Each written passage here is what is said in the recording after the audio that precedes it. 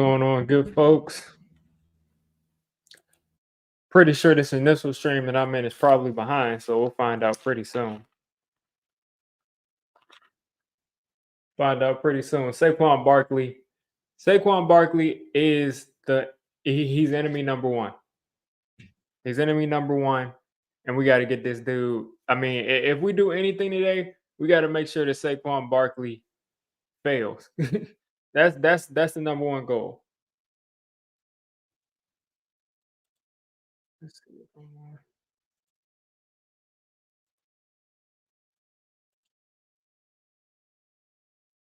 Let's see. We got. Let me make sure I'm not on unlisted.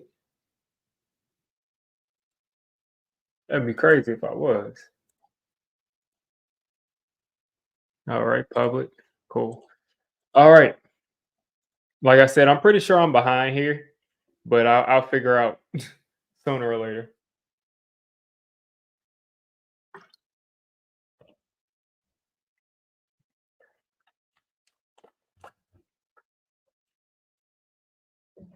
Meantime, I'll get these headphones set up.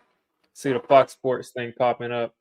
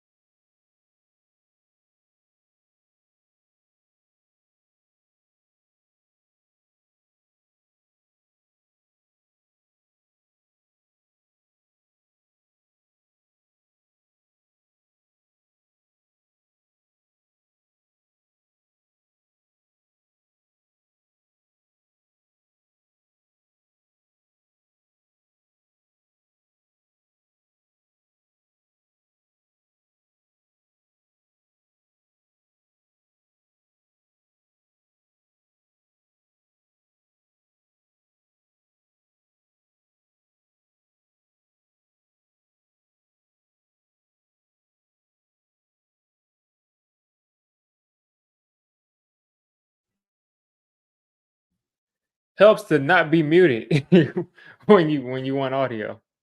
So hopefully you can hear me now. Illegal formation on the Eagles to start things off. Jones about to help win some cash, neighbor over in yards, and hopefully, hopefully, hopefully, hopefully you can get some cash. I hope Malik has a big game. It stinks because I think Malik Neighbors would have helped us win that Bengals game, but it just is what it is there. Oh, trying to adjust this monitor. All right, so the ball at the 35 to start things off. Daniel Jones back 5 wide, empty set. Theo Johnson out there. Everybody out there. First play of the game, we're throwing it to Malik Neighbors. I already knew that was where that ball was going. Malik Neighbors had man coverage. I knew exactly where that was going. Daniel Jones averages 250 yards a game against the Eagles, 7 touchdowns, 3 interceptions. He's 2-4. Daniel Jones' stats against the Eagles are actually better than I thought they were. Not like they're good, but they're better than I thought they were. Tracy in the backfield. I think they're probably going to hand it off to Tracy here or some type of play action shot. All right, play action. DJ's got to get rid of it. And Malik Neighbors couldn't connect right there with DJ and Malik Neighbors. I'm not sure if did they boot Saquon? I didn't get to see. Hopefully they did when he came out. But not sure what happened on that play if the ball was behind Saquon. I mean, why am I saying say if the ball was behind Malik Neighbors or if it was just, they just couldn't connect. Or maybe Slade just broke it up. All right, here on 2nd and 10. DJ's got time and a screen here to Eric Gray, who's going to break a tackle and make this a 3rd and short. This will be 3rd and 3. Eric Gray's the screen back. I mean, anytime Eric Gray's in the game, you got to look out for a screen.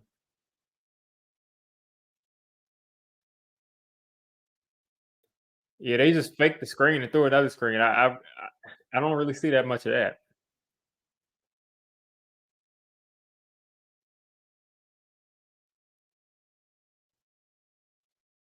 All right, Wandale in the backfield, Tyrone Tracy with a little pre-snap motion. DJ getting rid of it quick, and he's gonna overthrow it to Wandale, and the Giants will punt. I mean, I don't know. I mean, DJ got under some pressure, and the ball just kind of sailed a bit, and the Giants will punt. Got hit as he threw, and Wandale is just such a little person. I mean, you have to be right on target with this dude.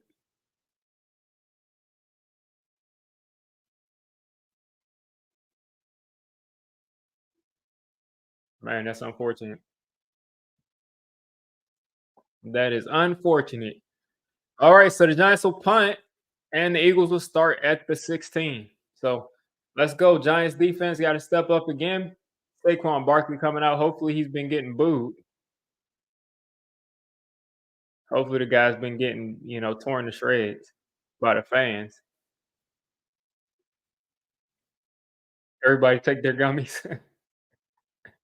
That's funny. Yeah, hopefully. I mean, listen, if we can win one game this year, let it be this one. I mean, Saquon's return game, we got to win this game. We absolutely have to win this game because the media is conflating Saquon Barkley being a good player and playing well on a team that is blocking for him and that is like one of the better offensive lines, especially run blocking in NFL, with us paying him 16 mil when they're predicting us to win 5, 6 games. I mean, that makes no sense. See if I can straighten this camera out a little. Hopefully, nothing crazy happened. All right, looks a little bit more straight. But yeah, I mean, hopefully we can win this game. There were some good things to start from the offense, and then we just get a pressure and a missed throw. But there were some decent things. We got a first down at least move, at least got it to where they're starting on their own 15.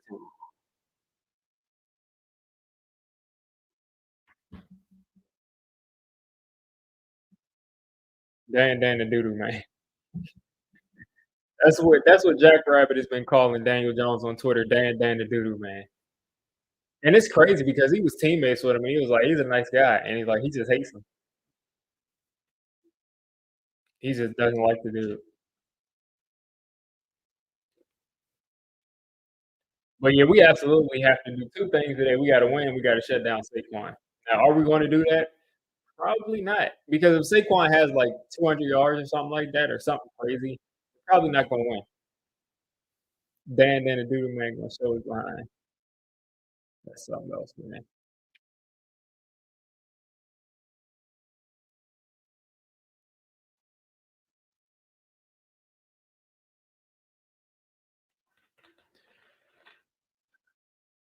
All right, they're playing the Saquon promo with him getting picked by the Giants. Like Saquon is the enemy, man. Like we can't lose today. We see Lock today.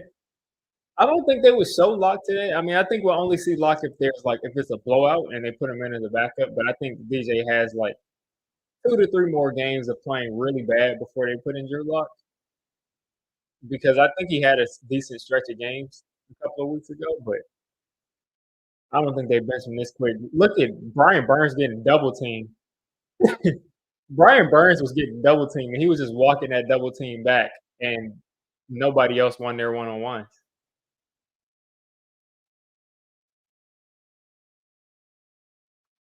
Saquon said it's not a revenge game. Okay. Saquon is like the fakest guy. Like he's like he wants to be a quarterback so bad. Like he always has the right thing to say. Like this isn't a revenge game. Okay, Saquon.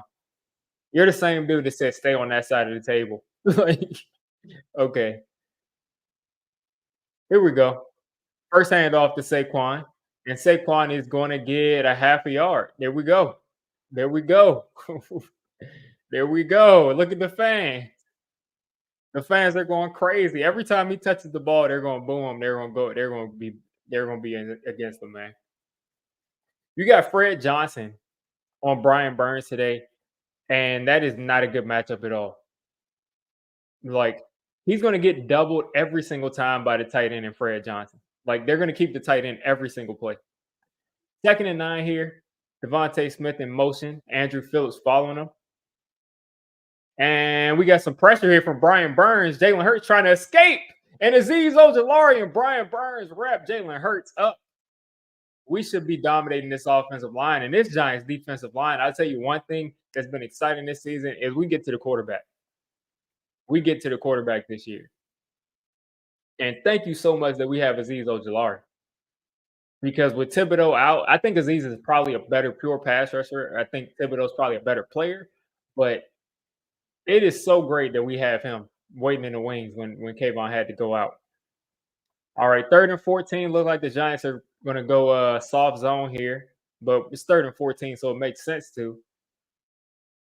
Hurts back there, a little bit of pressure. Check down here to Saquon. Saquon runs over a guy, runs over another guy, and then runs into a coach. Okay, Saquon, it's not personal. It's not personal, Saquon. You're running into coaches. That's not a penalty. That's not a penalty. Like you're running, you're hyped up because you're running over Dane Belton and Cordell Flott.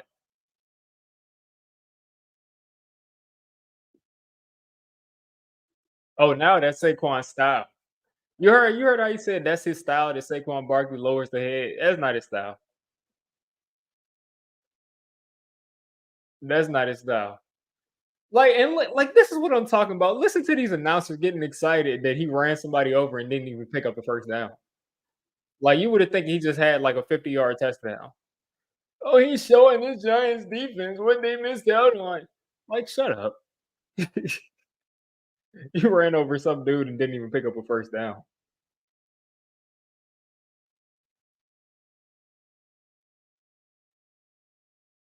If they paid Saquon Barkley, the record right now would be probably what? Maybe we win one more game.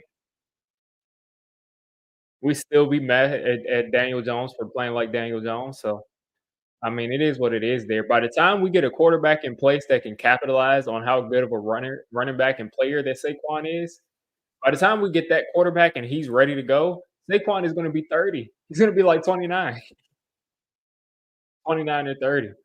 And then the guy we should have paid though that I was definitely wrong on is Xavier McKinney because he's been balling out. I mean, I think Xavier McKinney is young enough because I think he's still like 25 or maybe he just turned 26. And he's been playing out of control. Like we took him away from the center fielder, which made Giants fans love him so much. But now he's back to playing center field, and he's like playing out of his mind. That's one thing I was upset about in Wink's defense is he took McKinney away from being a center fielder. What's going on, Sydney? We got Sydney, we got Joe, we got Jennifer, we got Atone, Jay in the house. Literally, Jay in the house. That's his name, Joseph. And we got ES Greeny. I wonder if that's the other Greeny. Probably not. But yeah, let's just keep doing what we're doing. The defense is looking great every week. They're getting after the quarterback. They're doing pretty well against Saquon on that one rush he got. Because I mean, if the Eagles are going to be able to run their passing offense, they're going to have to keep a tight end in every single time that Brian Burns is matched up against Fred Johnson, and even Aziz. They're going to have to keep a tight end in to be able to run anything more than a quick game. And I don't think Hurts is that good at the quick game. I don't think like he's a guy that can like go out and win you a game on just quick game stuff. I think he has to get those big plays downfield to what's the guy's name? AJ Brown. He's got to get those big plays to AJ Brown, which is like his safety blanket. And, you know, when in doubt, just throw it up to AJ Brown.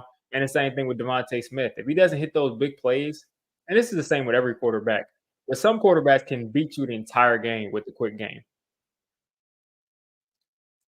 All right. Daniel Jones has been horrible at home. Let's get a win, man. The fans deserve it. With the Saquon homecoming game, the fans deserve to get a win this week. So you got Malik Neighbors in motion. You got Tracy in the backfield, play action. DJ's got time. He's throwing it. to Bellinger, and we got a first down. You got a flag, and it looks like, let's see,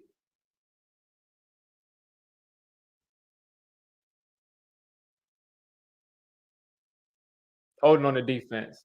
So that's going to be a decline penalty, and the Giants will move forward with a first down. Draft a young quarterback and sign Matt Stafford. I think Matt Stafford might retire this year. If I know that Matt Stafford is going to play 3 more years, I definitely go after Matt Stafford. I trade for him. Yeah, Slayton was getting help right there, and that's why DJ had to go to the tight end. There we go, 1st and 10, just across the 30. Hand off to Tyrone Tracy. He's cutting back, and he is losing a yard. And look at Darius Slay acting like Sydney's ahead. I mean, I may just be behind. Like I said, it takes me a little while to find a stream that isn't just behind. I'll try on the next commercial break to see if I can find something earlier. Short throw to Wandale, and this is going to make this like a 3rd and 6 coming up for the Giants. Negative runs on first down or any down really just kill your drives. Like it makes things a lot harder if you go backwards. You always got to take the 1 or 2 yards over going backwards.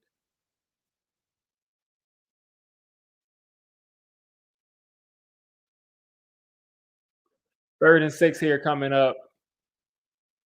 Malik Neighbors messed up. Looks like they got a cover two shell kind of thing going on. Cover two man. DJ's got time and he's gonna get sacked. He stepped up like he was gonna throw the ball, and I mean, Josh Sweat takes him out.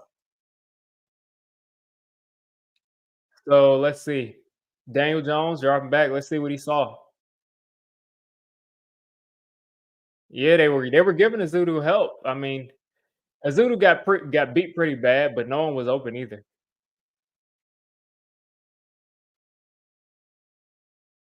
Not much was happening right there. So the Giants will punt it again. 2 drives, 2 punts. I think 1 first down and 2 first downs in 2 drives. And the Giants got to get this guy down. And he's getting way too many yards. And he's going to go down to 34. Yeah, only one run. That's something that I'm noticing too, Sydney, is that we're 2 series and we've run the ball 1 time. And we got a tackle in there that is a backup left tackle. We got it. Andrew Thomas out. Josh Azudu, if you can say he's good at anything, especially when playing tackle, it's at running the ball. So to not use Azudu as a run blocker to kind of get him comfortable is kind of annoying to me. But we're halfway through the first quarter, and we've only run the ball 1 time. Defense looks like they're gonna have another good game today, but we'll see if they can, if they can match that level of intensity.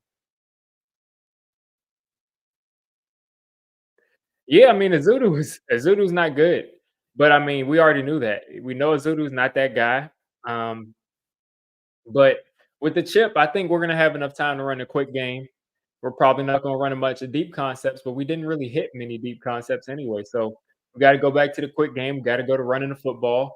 We got to get the ball to Malik Neighbors in space. We got to get it to Tracy. We got to get the Gray in space.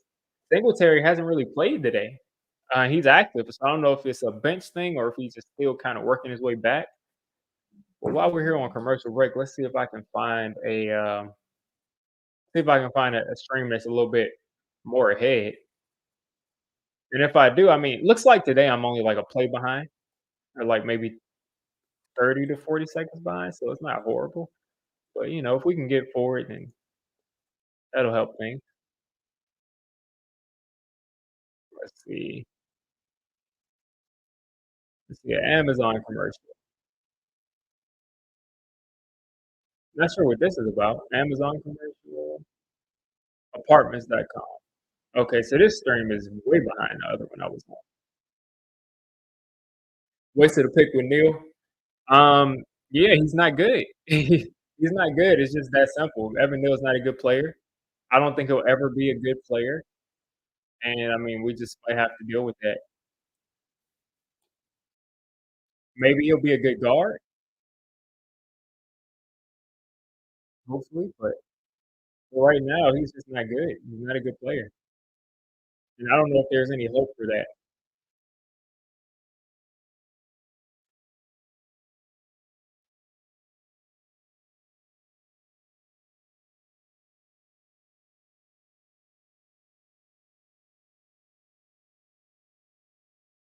Saquon really said that he didn't think he'd be booed. Like, what a crazy guy.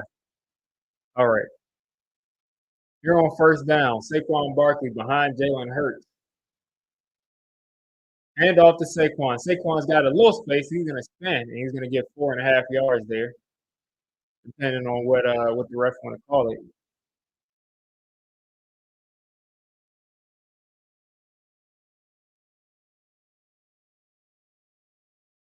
Yeah, I mean Andrew Thomas out is huge. 2nd and 5 here after a nice first down run from Saquon. 5 yards there after that spin. Giants defense, Dex in the middle. Looks like Nacho beside him. Yeah, Burns, Ojolari. Brian Burns swatting the ball down. There we go. Brian Burns, man, like he's hitting his stride. People were really ready to call Brian Burns a bust. Like they said, is he the worst free agency signing of all time for the like? Just relax, man. The guy's a good player. At worst, he's a good player. He's an above average edge rusher. At worst, which is what we needed in the worst way because we did not have an above average edge rusher. And notice as soon as Brian Burns gets here, everybody plays better. I mean, listen, 3rd and 5 coming up for the Eagles. Brian, oh, I don't know who jumped, if it was Dex or if it was the Eagles offensive line, but we'll find out. Dex is pointing. All start. All right, so the Eagles will go back. Eagles will go back 5 yards on Landon Dickerson. Yeah, Dex seems like he will be a terror to play against. Like, not just because he's good, but because like he's like an annoying trash talker. And he's bigger than you and he's better than you. That's like the most annoying thing. Azeez Ojolari jumped a little bit, but he didn't jump offside, so they didn't call it. 3rd and 10 here for the Eagles. Giants defense is going to try to tee off here. 5-man blitz. And Brian Burns takes him out. Brian Burns hitting his stride, man. Let's go. Brian Burns doing his thing. Brian Burns got around that corner. He's going to take advantage of this offensive tackle here. 2 backup left tackles today. Because Jalen Hurts is not going to run that quick game like that today. He just kind of got on the ground. He didn't even get hit. Yeah, Ojolari is a better pass rusher than Thibodeau by far. But Thibodeau, like I said, is better against the run. Oh my God, what an idiot.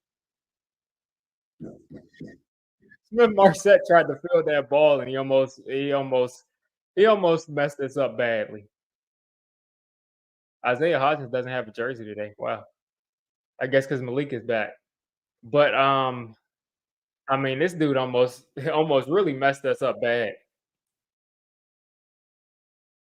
Yeah, Brian Burns got that picked up that sack there. He just bent the corner and Jalen Hurts kind of just fell down by himself and Brian Burns just touched him. But Brian Burns would have sacked him, which he did. But you get what I'm saying. He would have taken him down.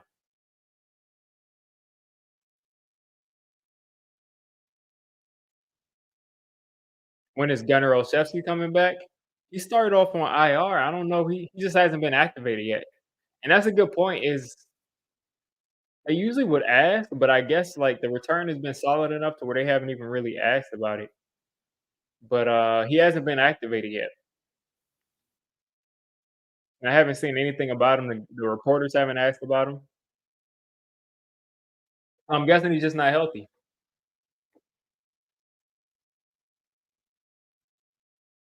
Hodgins was decent for a couple of games, and that's been it. Yeah, not a depth chart player at all.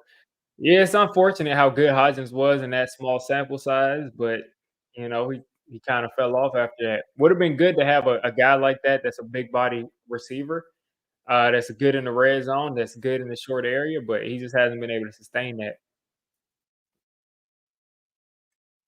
Yep, he's on. Yeah, he had a groin injury, and he's on IR now. So yeah, that's pretty much what's going on with him. and they just haven't activated him. Trade slate stack draft picks.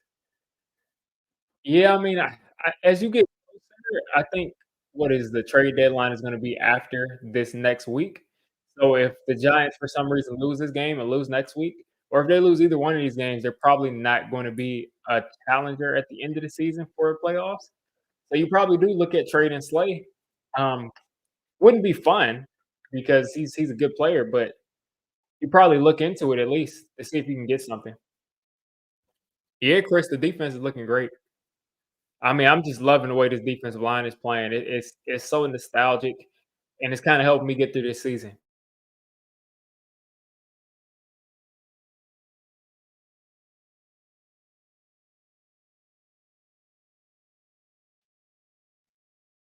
I mean, it's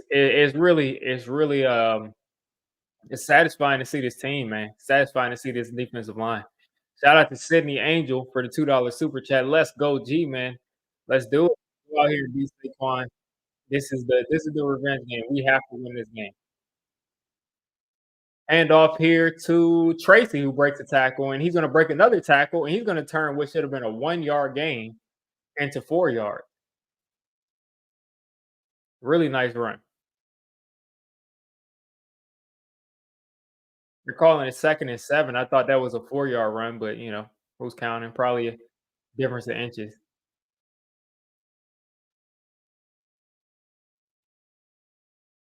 Quarterback away from being a contender. I definitely agree.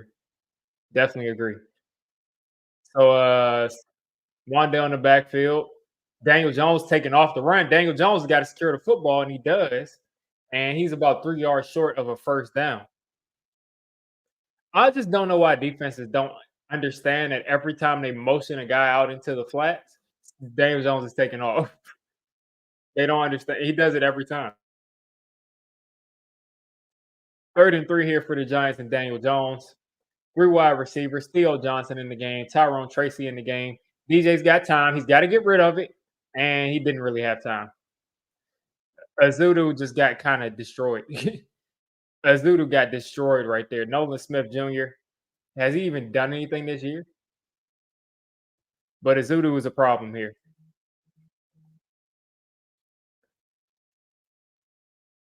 Azudu is not good. He's getting destroyed there. And like I said, it'd be interesting. I always want to look at the all 22 to see if like there was a play he could have made there, but Azudu got, I mean, beat badly and quickly.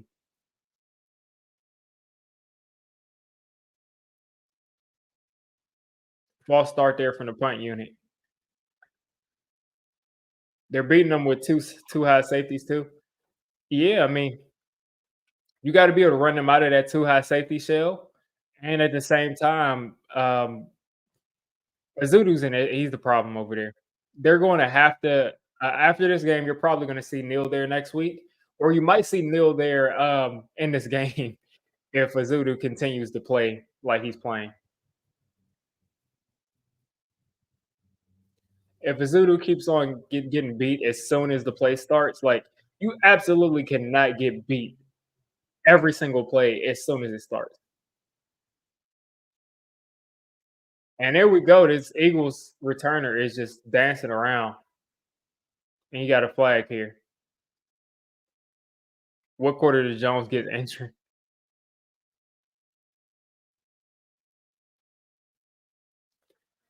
So this penalty is probably going to take the Eagles back like 5 yards, 10 yards, maybe.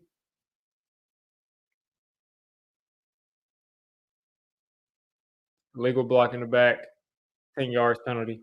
They're going to start around 20 something.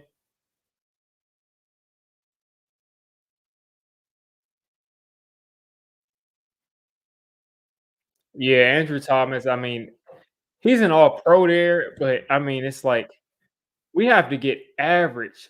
I mean, we don't. It doesn't even need to be average. Give us below average backup.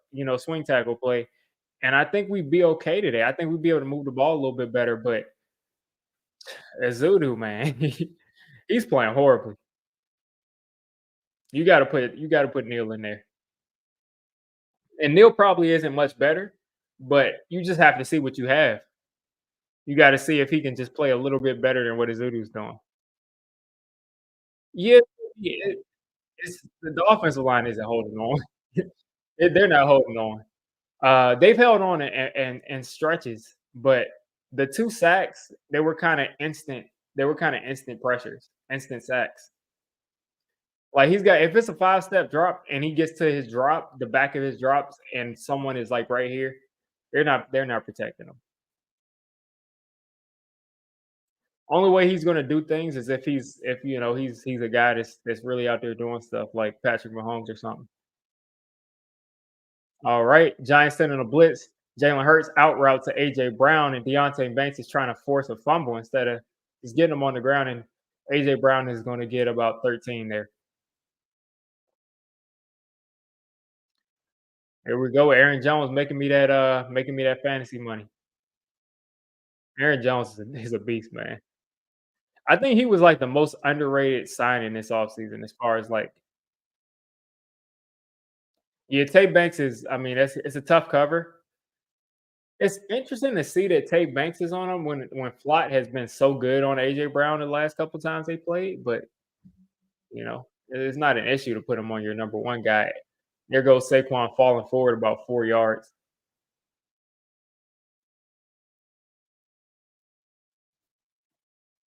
Yeah, Zudu has to he has to go down to the bench. He's got to sit down. They got to sit Zudu down. I mean, because right now what you're getting is instant pressure. Instant pressure on that side.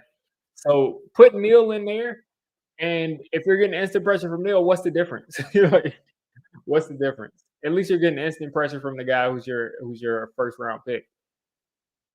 Here we go. Another Saquon cutback. He's spinning forward, and that was a really nice run by Saquon. That time he picks up like 6 or 7. It looks like this is going to be a game where they're not going to go away from the run, which is kind of scary here because the Giants defense, they do well when teams don't run it much, but when they keep running it, that's when the Giants defense starts to struggle. Yeah, that's what I'm saying, Joe Smo. I mean, he can wear us down. Another handoff to Saquon. Saquon fighting, Saquon pushing. That time he picks up like 2.5, 3 yards.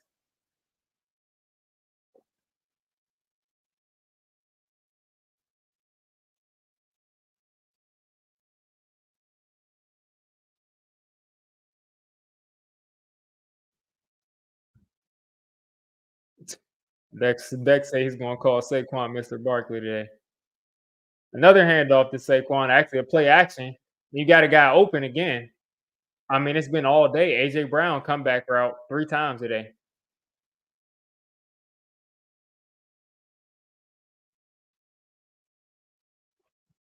Here we go. Deontay Banks one-on-one with AJ Brown. He just got shook out of his shoes. I mean, not really bad technique or anything. He just kind of got shaken out of his shoes. That's a tough cover. All right, the Eagles finally putting together a decent drive, best drive of the day by any team at the 49. Another handoff to Saquon, and he falls forward like 2 yards. That's actually Kenneth Gainwell. They've got Josh Azudu in there, and like I said, you might as well throw Evan Neal there. And if you don't want to do that, I mean, you could go with this option too. You could put Illuminor at left tackle, but he hasn't played left tackle, so I would just kind of leave. I would leave. I'd leave Illuminor at right tackle. Saquon tried to cut that back, and look at Andrew Phillips, man. This dude is a freaking dog. Andrew Phillips just tackled Saquon like he was like a linebacker. Like Andrew Phillips is a linebacker. Like he just wrapped up Saquon like it was no issue.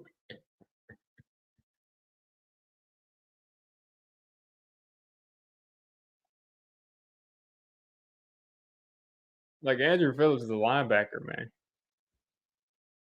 3rd and 10 here. Let's see if we can get after the quarterback again. Brian Burns on Fred Johnson. Aziz on Lane John. Oh my God, look at that pressure. Hurts is running around. Hurts is still running around. Dex. And oh my God, what a horrible decision by Jalen Hurts not to get rid of the ball as Dexter Lawrence and Brian Burns and Aziz all got in on that sack. Yeah, the defense is getting wasted, but they're keeping the games fun for me. They're keeping the games fun for me, so I'm excited about that. I mean, the pocket collapsed initially for Jalen Hurts. He tried to run back away, and he just ran backwards and didn't get rid of the ball. Like, you're out of the pocket. I don't know what he's doing. So the Eagles are going to punt here from their 35. This is clearly going to be a defensive ball game because you got two backup left tackles that are ruining both offenses, and that's going to go out at the 15 there for the Giants. You have 4 sacks in the first half, I think.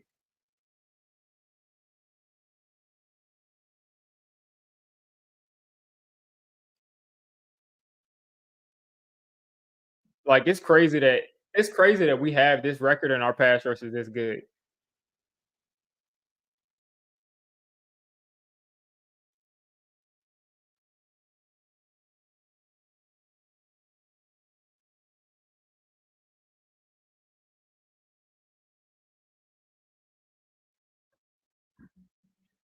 All right, 1st and 10 here. Let's see if the Giants go back to the run game here. Two wide receivers, two tight ends. Play action here from Daniel Jones. He's stepping up. You got a completion there to Darius Slayton, who hopefully goes down after that first down. Malik Neighbors kind of been quiet today, but haven't been able to really run the offense.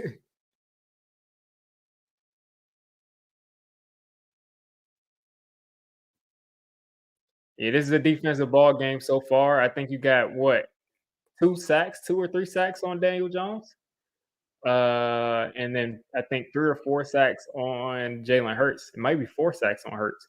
2 sacks on Daniel Jones, 3 sacks on Hurts. Yeah, crazy stuff. Daniel Jones 5 for 7, 47 yards, not bad. Jalen Hurts 4 for 5, 43 yards. Only 2 runs with a running back. I know. Jalen Hurts is showing this year that he's not really much better than Daniel Jones. The way he's running this offense, he doesn't have like all caliber, all world protection, and just superstar play on the defense to where he's not the same player as he was, a couple of years ago. He's got Saquon back there, but he has not been as impressive as he has been in the past. I would put Jalen Hurts in like past years, like the category just right under elite status. Like, I put him there before, but as he's kind of played more, he seems like he's not that same kind of player.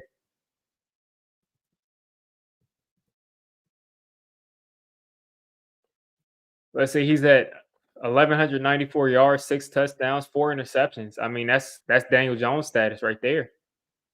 That's Daniel Jones status. 6 touchdowns, 4 interceptions for Hurts. Daniel Jones has more yards, 6 touchdowns, 4 interceptions. They have the same stats, except Daniel Jones has more yards. Yeah, the Eagles have issues.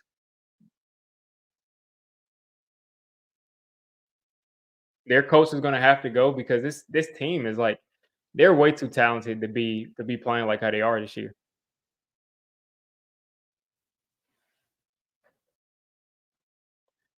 But again, the defensive line today, our defensive line looks like they're probably gonna have like at least 5, 6, 7 sacks today because they're already at 3 in the first quarter. Hopefully, when we come out here, hopefully Evan Neal is out there. Dexter Lawrence has 8 sacks, folks.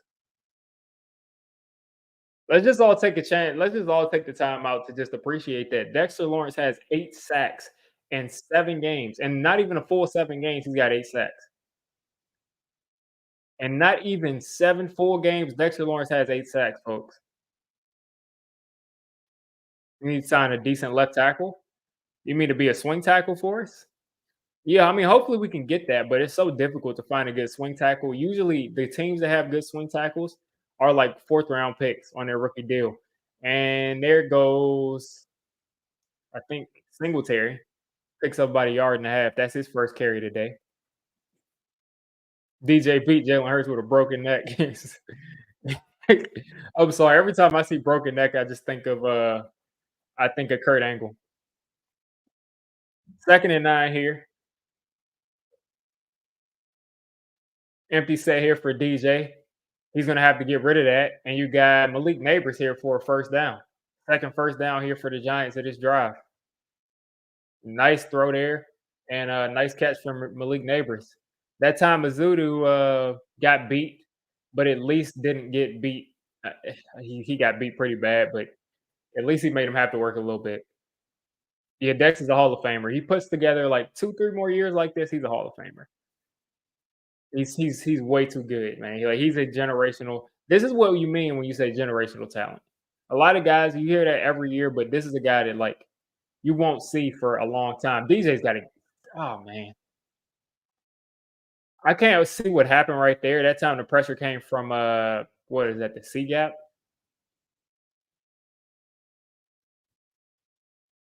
Oh, that's right down the A gap. Yeah. Yeah, John Michael Smith just got whooped right there. John Michael Smith just got whooped right there. They couldn't pass that blitz off. And that's probably gonna kill the Giants drive. We've got a 2nd and 20 coming up. You already know a screen is coming. Is Eric Gray in the game? If Eric Gray is in the game, you know what the deal is.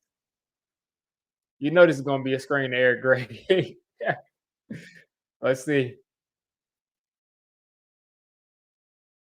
Check down to Singletary. Singletary is going to get 3 yards, and this will make this 3rd and 17. Yeah, that sack probably killed the drive. But again, like both offensive lines are kind of folding right here. That shows how dominant. I mean, that shows how important the dominant left tackle is because this offensive line looked like a top 5, 6 pass pro offensive line. Andrew Thomas goes out, you can't function. Can't function. So, like I said, they're gonna have to look at swapping Azudu out if they can't run their offense. Just try it because this is not sustainable at all. You got an offsides here from the Eagles. DJ's gonna launch it, and that's gonna get picked off. And let's see if they actually throw that offsides flag or if they pick it up.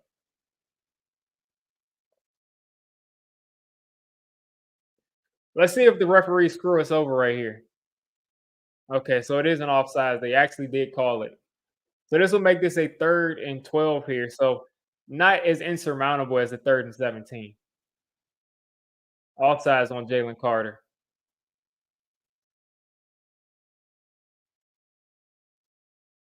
The fact that Daniel Jones threw it deep to Wando Robinson is disgusting, man.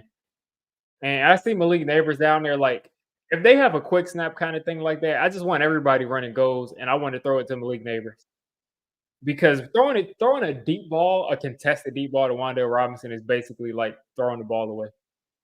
3rd and 12 here for the Giants. Let's see if we can get some pass pro. Illuminor, you cannot be getting beat. Come on, man. DJ is going to run, and he's going to stiff arm a guy.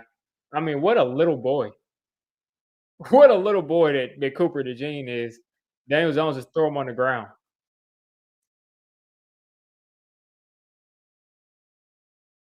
Oh, yeah, it was a free play, but I just want that free play to go to a guy that can actually make the play.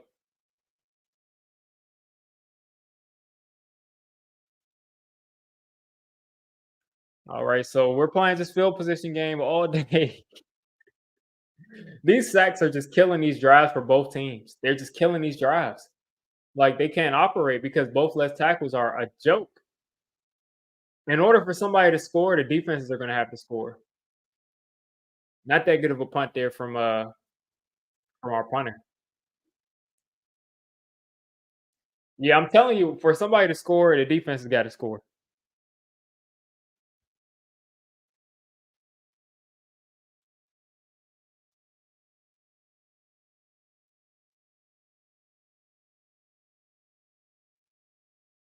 Yeah, Daniel Jones isn't that. He's not that player. He's gotten better at it, but he's not that player. He's not that guy that can do that.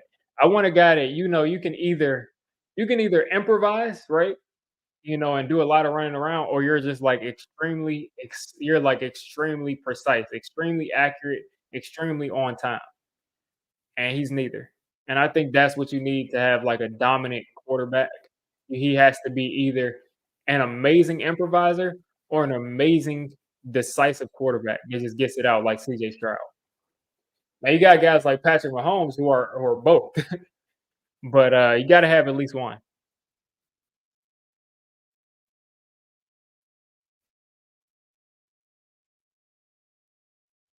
Wildcat with Robinson, Tracy, and Neighbors. Maybe. I remember that play where Saquon that year where Saquon was running that Wildcat and we like almost I think we won the game or something. We came close to. I think we won that game though where Saquon ran the Wildcat like almost every play because I think DJ was hurt. That was hilarious to me. I think that might have been the Texans game. Newman extremely quiet. He's had a couple of tackle for losses and stuff, but he's definitely been quiet. But that could be a good thing. Now I've seen on tape that he's missed some plays, like he's had some issues. Like some of the plays that we've kind of blamed on corners has been Newman's fault, but he's a rookie safety. He's not the he's not necessarily the rookie safety that McKinney was, where like he's just like a dominant coverage safety. But he's gonna get better. He hasn't been bad this year.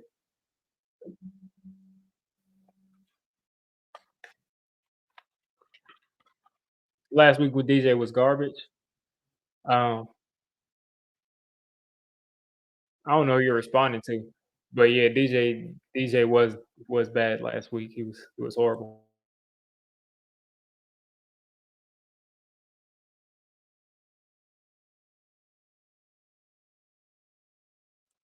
Yeah, I like Tyler Newman.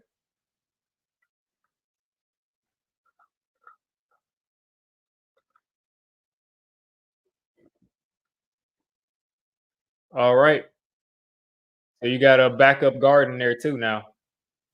Mekhi Becton came out of the game. That's a mountain of a person. First and 10 here for the Eagles, starting off at the 26. Defense got to step up again. Like I said, in order for somebody to get on the board, one of these defenses is going to have to score. Hand off to Saquon. Watch the cutback, and he's going to go down after about a half a yard.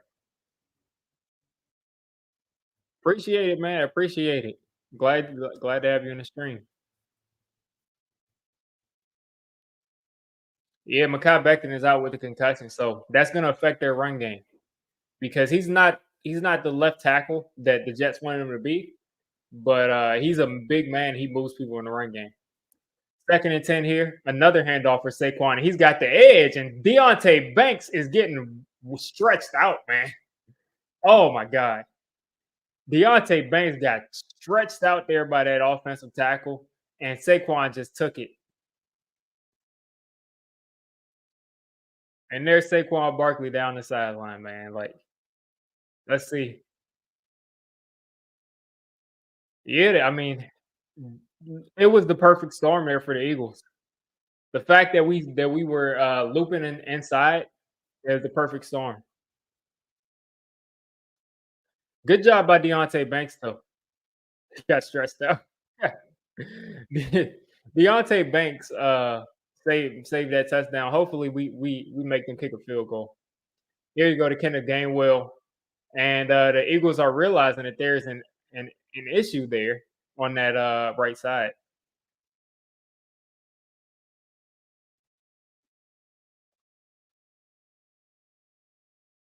Let's see.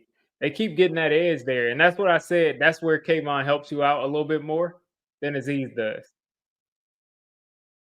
I think Kayvon is our best edge run defender as far as stopping edge runs. I think Brian Burns is best at getting tackles for loss, but Kayvon probably holds up the best against the run.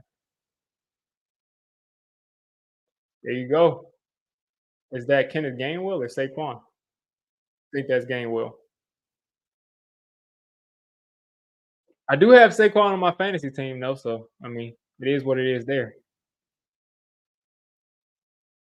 You know they're going to do everything they can to get Saquon a touchdown. And that was entirely too loud of a stadium when Saquon ran for that. Like, that's ridiculous, man. Y'all should be booing. Here we go. Inside the 5. This is going to Saquon Barkley. It's going to Saquon Barkley. It's going to him like 2 or 3 more times until he gets in. So this has got to be a tackle for loss. And he's going to get in there. And that's ball game, folks. That's ball game. Giants offense ain't scoring. Giants offense ain't scoring. That's ball game. Let's see if I can get the scoreboard up here. Come on now.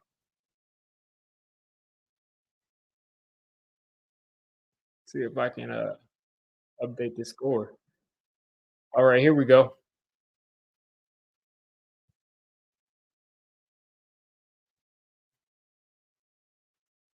Yeah, that's ball game, man. Like 7 points is an insurmountable lead when you don't have a left tackle. 7 points is an insurmountable lead when you got a Zudu playing left tackle.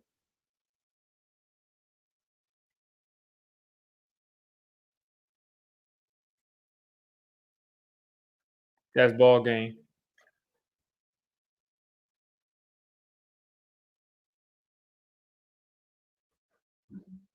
The Eagles are realizing that you do not need to throw the ball against this team. That's not a good idea. Eagles are realizing all you gotta do is run the ball and they'll fold. He's on the bench, but he's better get himself off the bench. And isn't that funny though? Like, isn't that funny? He's like, "What do you do? Flip hamburgers, flip hot dogs?" And I mean, what are you doing, man? You're just sitting down. Now you're making more money than all of us put together sitting down, but you're just sitting down. Um, but yeah, if the Eagles continue to run the ball, I mean, we're not going to win this game because our defense, their issue is stopping the run.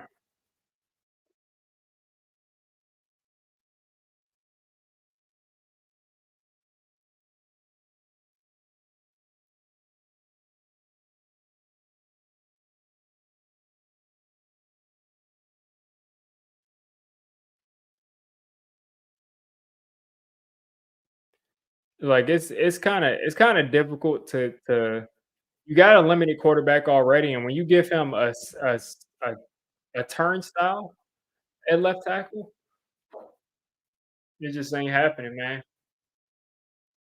It just ain't happening. He's not gonna be able to get it done. It's not happening.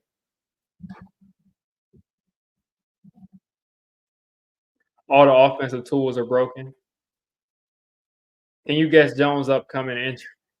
I'm not. I'm not gonna. I'm not going. I'm not going to. Hope the guy gets hurt. Because if he gets hurt, we got to pay him. So either way, I mean, it is what it is. There, we just got to protect him if we want to win these games. That's our only shot at winning. Is if we give him protection like we did at the beginning of this season. But I mean, he's not going to be able to operate with the Zudu at left tackle. There's not many guys who can. We can't run the football because we aren't trying to. Yeah, Dable isn't a guy who's aggressive who's an aggressive guy who's gonna run the football. Why is my string buffering? Oh, this isn't what we need, folks. I was finally up to speed. And here we go. String glitching out. Okay. Yeah, frantic Daniel Jones equals GG. Definitely.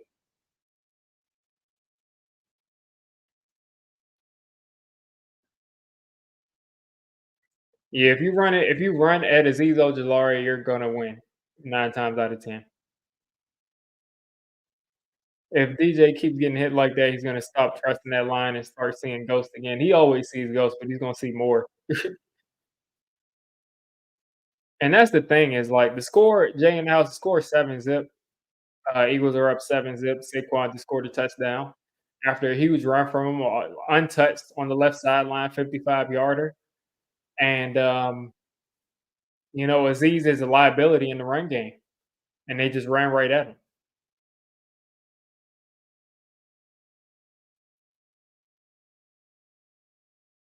Saquon has the most all-time yards in Metlife. The Giants have been around a lot longer than MetLife Stadium. I mean, who comes up with that stat? Who cares about how many yards he has in MetLife?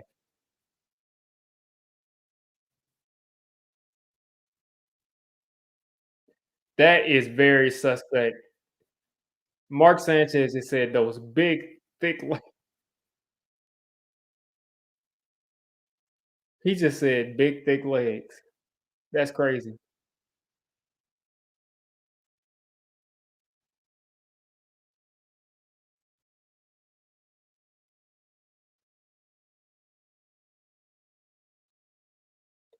All right, DJ again. This time, decent protection, and he gets it out to Tyrone Tracy, who breaks the tackle, and he doesn't, but he does get 4.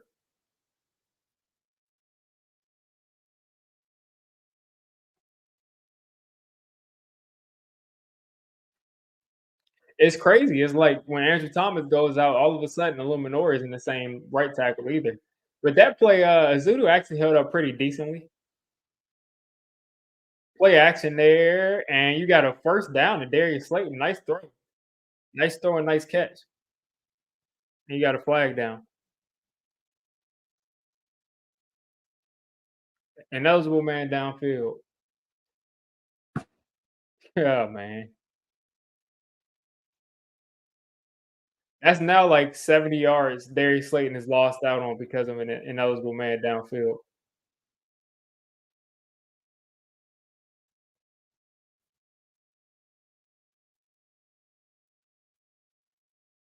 That's just a bad throw. Probably counted it.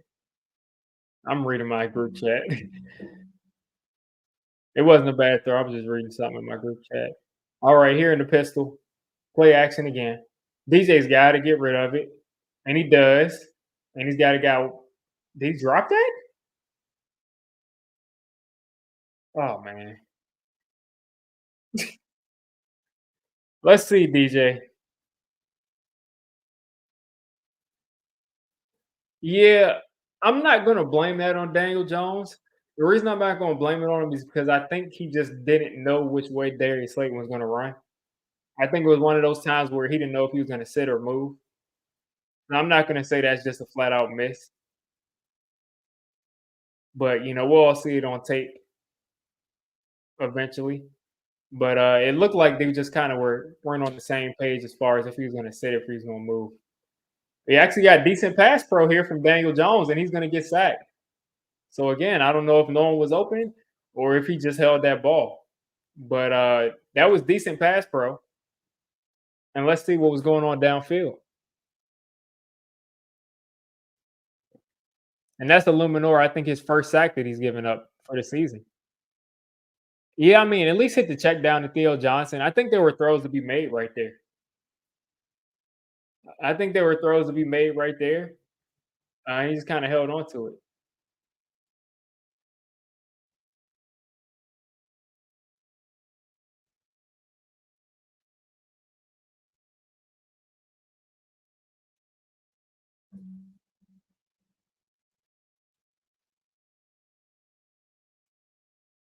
After the first drive.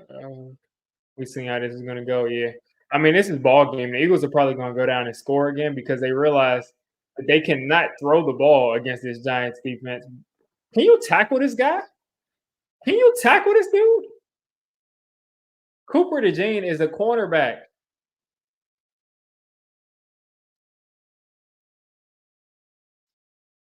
That was ridiculous. What quarter does the defense quit? I don't think the defense is gonna quit, but I don't think they can stop the run. I don't think they can stop the run in the first quarter. I just think if a team continues to run the football, this defense always folds. They're at their best when teams like to pass the ball a bunch.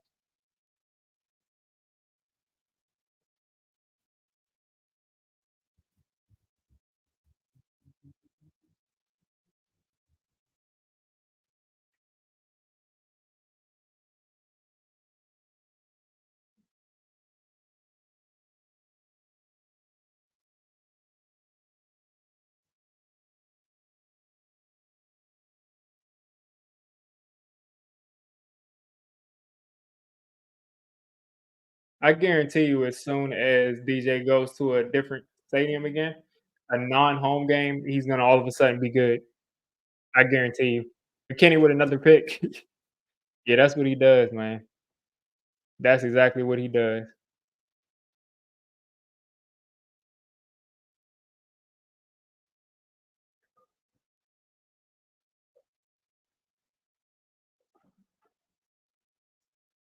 That's what he does. McKinney's got like what, 7 interceptions or 6 interceptions, something crazy like that.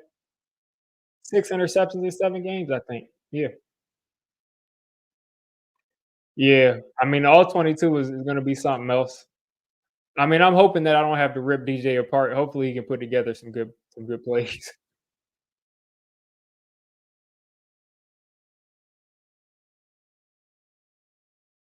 They're, taking Ty Summers off the field here on the cart, so hopefully he'll be okay.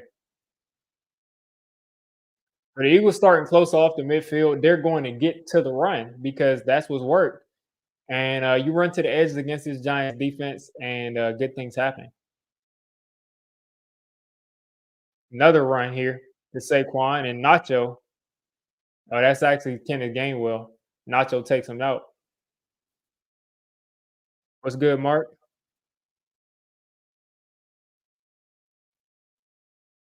You say he's better on the road in front of fans that actually that actually want to see him. That's funny. Second and 11 after a negative 1 yard run from the Eagles.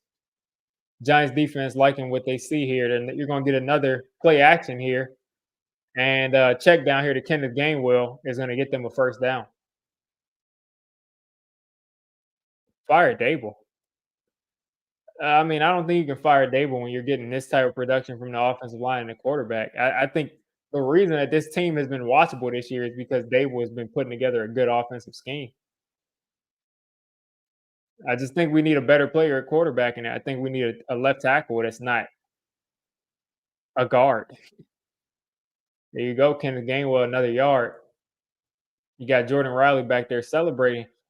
Giants defense has got to continue to stop the run. When they run up the gut, these defensive tackles have actually stepped up. They used to be a real issue. You want Belichick, and what is Belichick going to do, Brian?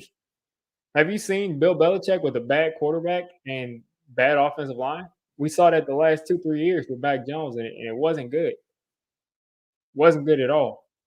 I don't think Bill Belichick gets you much, and he's going to want to be the general manager, and he's not really proven that he can really do that.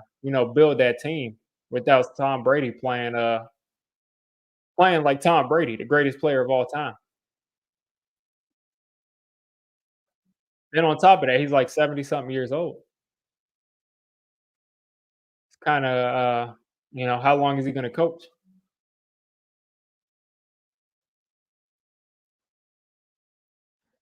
3rd and 3, and Hurts is going to try to hit Smith here. He's wide open, and he doesn't hit Smith for some. He threw it away. Hurts pulling a Daniel Jones. He had Devontae Smith wide open for a first down, and he decided not to pull the trigger.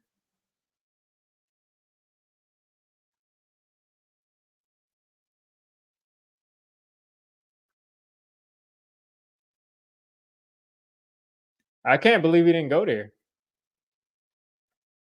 I just can't believe he didn't throw it to Devontae Smith. And they're going for it here on 4th and 3. And why is Saquon not in the game? Yeah, they just giving him his whole drive off. They just think that little of the Giants defense.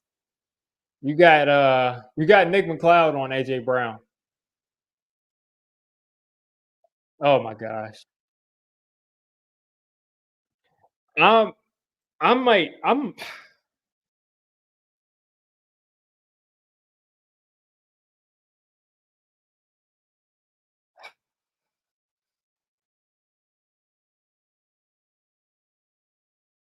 why is Nick McLeod on AJ Brown in one-on-one coverage with no safety help? No safety help to speak of. Are you kidding me?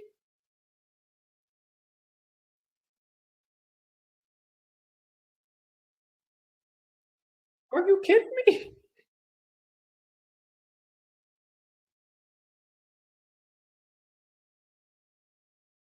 Are you kidding me? I mean, I can't believe that they did that. I can't believe that.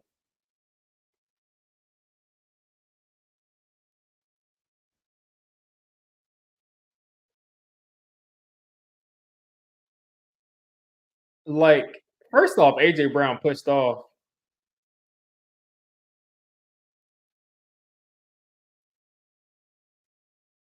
I can't believe that. That wasn't a Dory, Nick McCloud. Dory's been rotating in and out. They've been rotating Adoree', Cordell Flott, and Adoree', Cordell Flott, and Nick McCloud. I don't know why they're rotating because Cordell Flott has looked like the best player there, but they just continue to rotate. But to put Nick McCloud in one-on-one coverage with AJ Brown and no safety help is literally nuts. We're like, no, they won't throw it over. Yes, they will throw it over the top with with Nick McCloud. Like with Nick McCloud, man.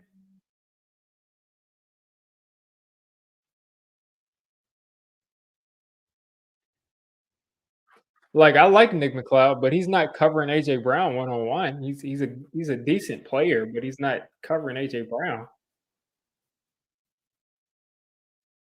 Yeah, and then they double team Devontae Smith because they're like they're gonna throw it. Like, why would they do anything but check to a pass, a deep pass?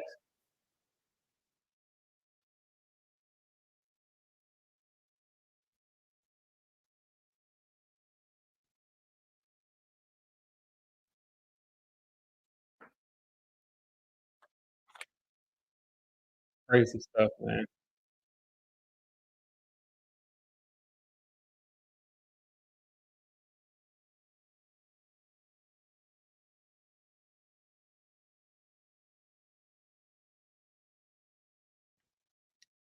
I don't think they'll drop 40 on us. I think our defense is gonna hold them to under 30, but um the Giants aren't winning this game though, I can tell you that much. Yeah, he's done well against AJ Brown. They should have put him on AJ Brown. They could at least put your number one corner on him if you're gonna leave him on an island.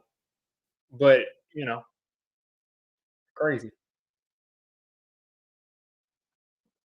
That's just so preventable. 4th and 3, let's man up a top 5 receiver in the game on our like third or fourth corner.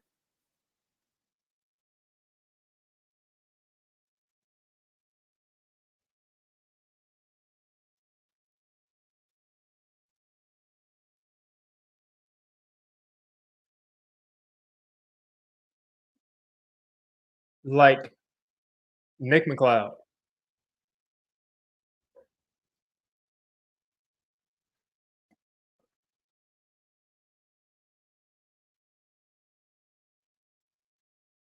They didn't even send a blitz or anything. It was like, what's the risk versus reward there? Like, and AJ Brown clearly pushed off right there. Clearly pushed off. All right, Giants offense, they've been cooked all day. Malik Neighbors hasn't done much, and DJ's just gonna get sacked. Listen, I cannot stand the Eagles. I just can't. All of a sudden, the entire offensive line can't block because Andrew Thomas isn't there. Mark Sanchez keeps saying there's nowhere to go when I see people open. Can you throw the ball, man?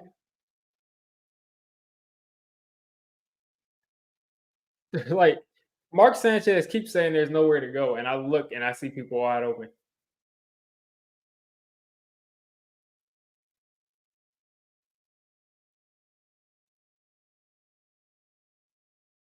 3rd and 13 here for the Giants. Well, all of their third downs have been like 3rd and 5 plus, 3rd and 7 plus.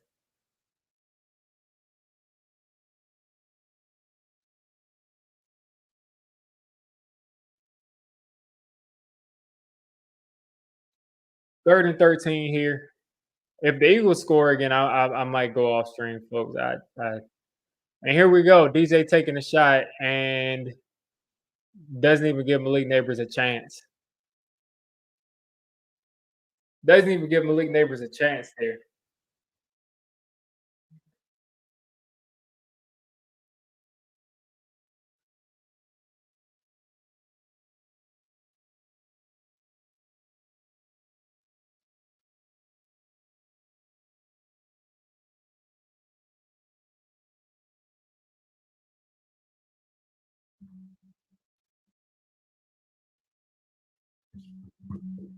Yeah, man, this is just so disgusting.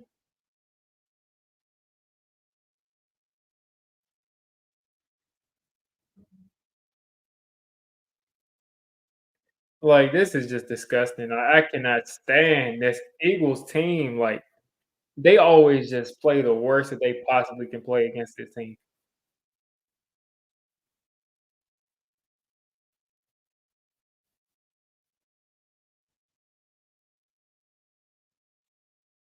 Like, we need an adult at quarterback, man. We need an adult there because this dude just sits back here and just if he doesn't have literally a top 5 pass pro offensive line, he can't run an offense.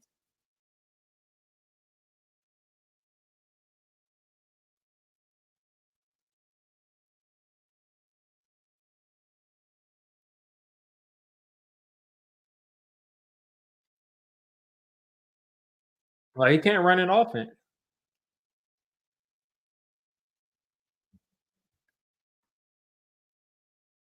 Like, there's no way. There's no way. Like, he unless he has a top 5 pass pro offensive line, he can't run an offense.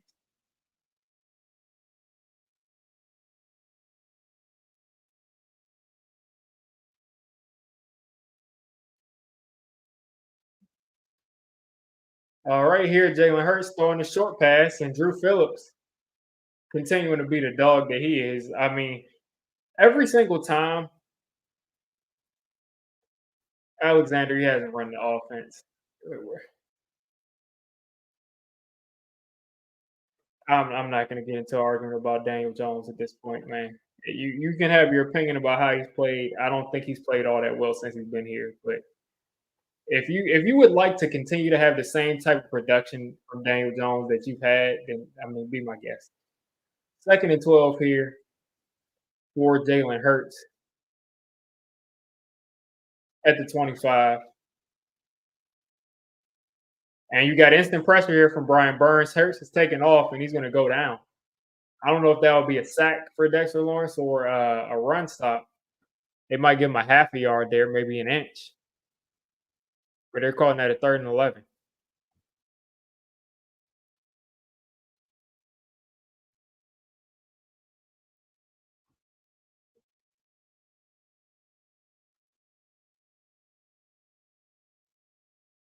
It's just so demoralizing to watch offense. Like, oh man, you saw when Tyrod, whatever, whatever.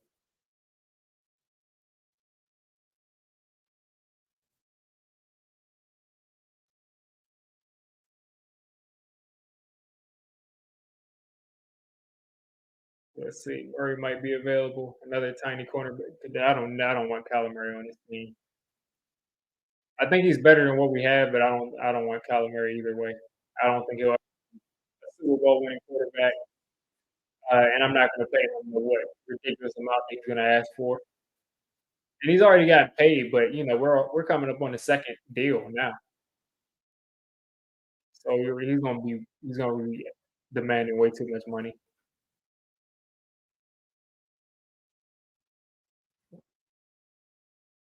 Jones need to be benched 3 games ago.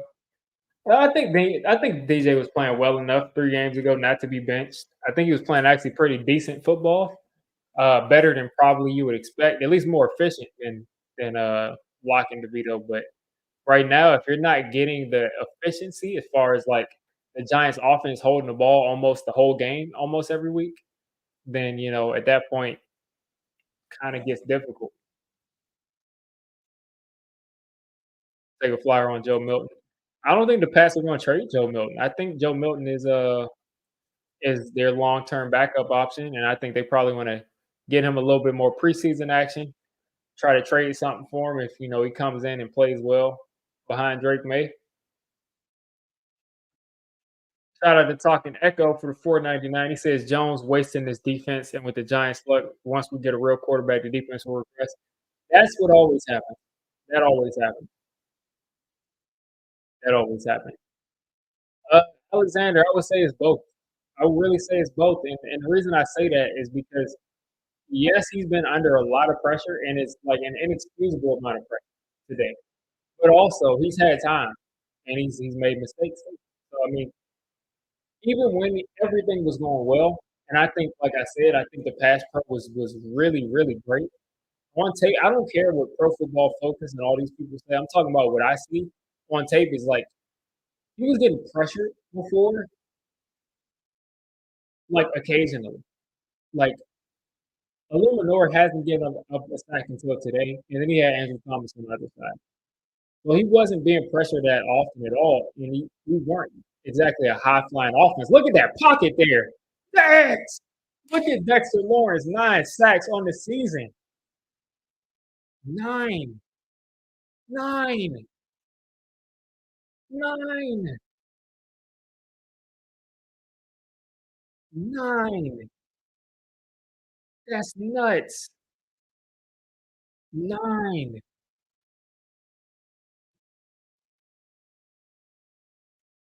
Like, who we have not seen a pocket collapse like that from the interior in like NFL history.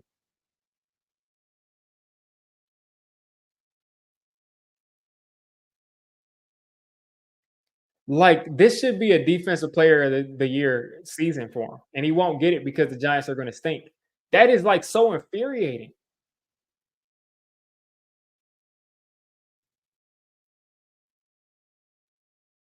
Like, he's honestly not gonna get his defensive player of the season, the defensive player of the ye oh, we almost blocked that. Alright, Smith Marset, get to the outside. He's got a block, and he got a flag.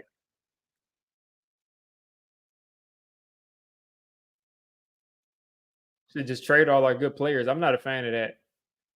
I'm not a fan of that. I'm not a fan of that at all.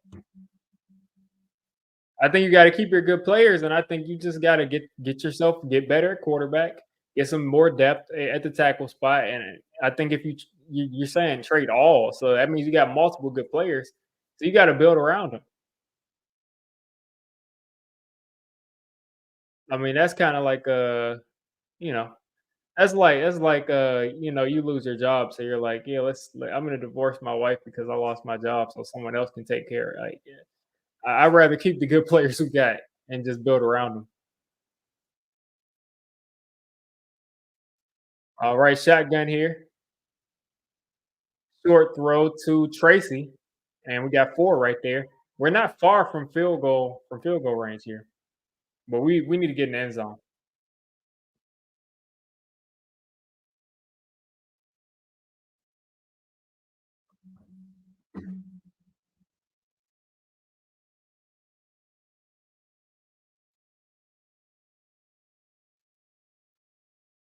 That's what I'm saying. I just think we just need a quarterback. We just need to upgrade a quarterback. DJ taking off right there, picking up about 3, 2 or 3. They love running that quarterback draw, man. Like, I guess we at least always get positive yardage with it, but it is what it is. 3rd and 3 here. This is 4 down territory. If we don't go backwards here, this is 4 down territory. This is probably going to be another quarterback draw. Please throw the ball, DJ. There you go, Malik Neighbors. He doesn't break the tackle. All right, 105 left here.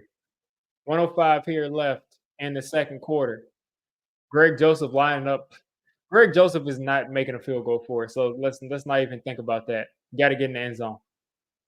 DJ's got to throw it. Please throw the ball. Please throw the ball.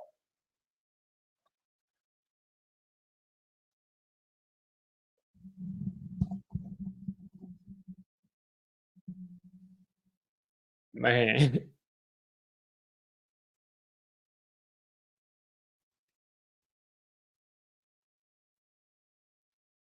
Yeah, that was weird that nobody moved though in the scramble drill.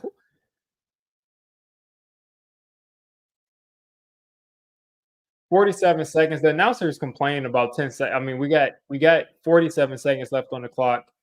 We're in Eagles territory. We got 2 timeouts. I'm not worried about trying to rush things. 2nd and 10 here for the Giants. DJ's got to get rid of it. He's got space.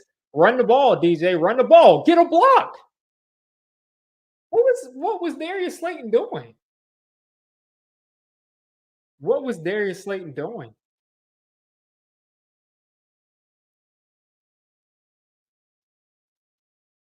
What was Darius Slayton even doing right there? Just turn around and block the guy. He's like shielding him out with his back. Just turn around and block the dude.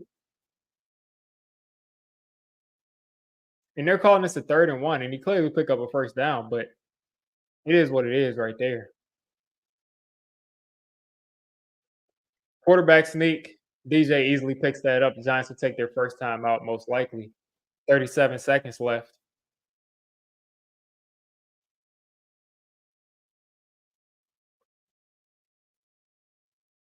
Only sign you can say is the offensive line looked great with Andrew Thomas there, and best that they've looked in a long time. And the defensive line with the 4-man rush is the best they've looked in a long time. So the trenches look to be improved. We got a number one wide receiver finally. You got to improve at quarterback. You got to get Andrew Thomas back. You got to get a swing tackle who can play football in the NFL and allows you to operate your offense and keep improving in the secondary on defense. I think you'll have a really good football team. I think one really great draft and a quarterback that's better than what we have now makes this team a lot more competitive. Malik Neighbors, let's see. You got an offsides here. We're gonna get 5 yards to start things off. I have no faith in our field goal kicker, so we got to score a touchdown. If we have any shot at winning this game or coming back, we got to score a touchdown.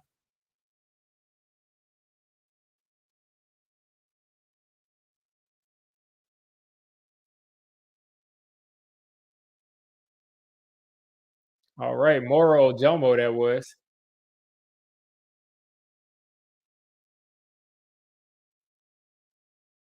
Eagles got a bunch of penalties.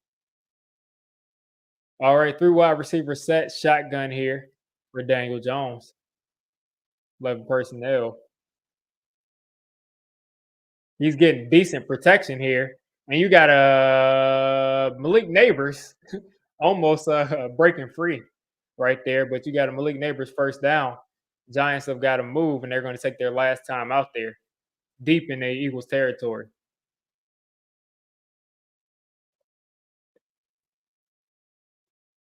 Yeah. Slay, man. If he almost got away from Darius Slay there, but the Giants got it at like the 16 with no timeouts left, about 30 something seconds left. Yeah, Malik Neighbors getting a lot of attention. And he's on the sideline? Okay, he's in the huddle. Okay, I was like, if he's on the sideline, he's hurt. But he's in the huddle.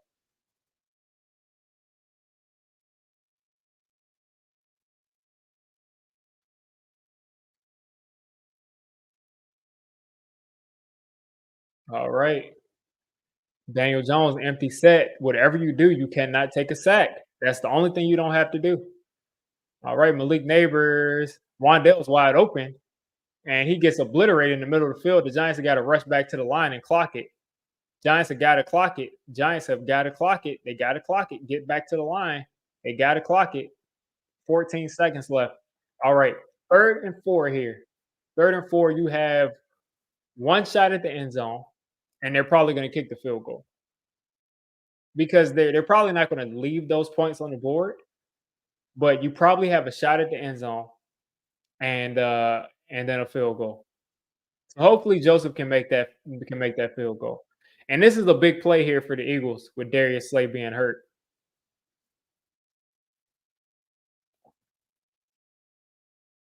So listen, the Giants have got one shot at the end zone here. One shot.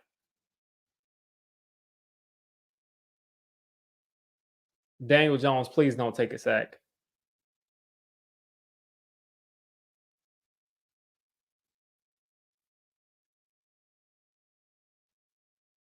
I just really hope Daniel Jones doesn't take a sack. I just hope he doesn't take a sack.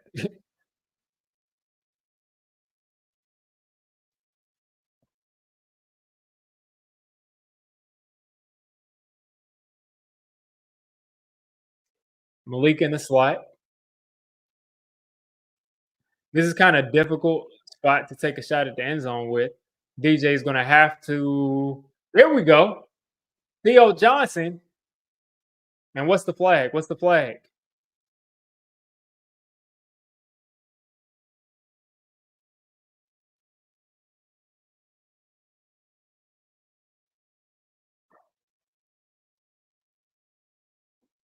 Not only does this not let us get a touchdown, this also puts us back 10 yards. So our field goal kicker is probably gonna miss the field goal.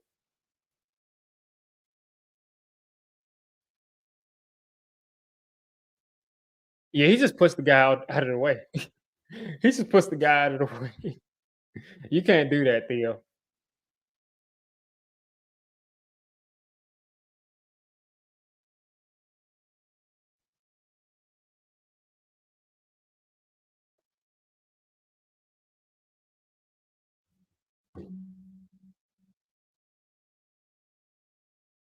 He just threw the guy. Eagles took a timeout here. Yeah, the Giants again, like I said, are gonna have to take a shot at the end zone, but most likely what's gonna happen on this play is a Daniel Jones throwaway.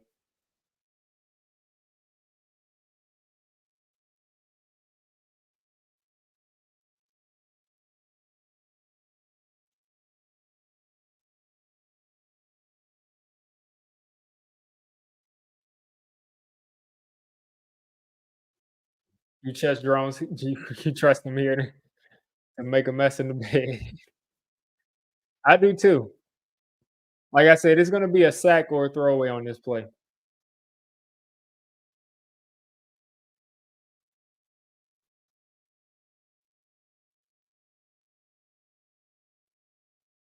And we're just kicking a field goal.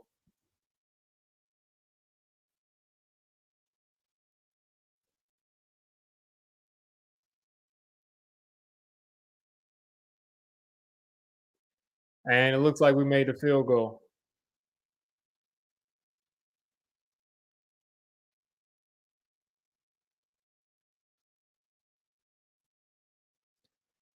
All right, here we go. No touchdowns in MetLife. No touchdowns in MetLife. What a joke.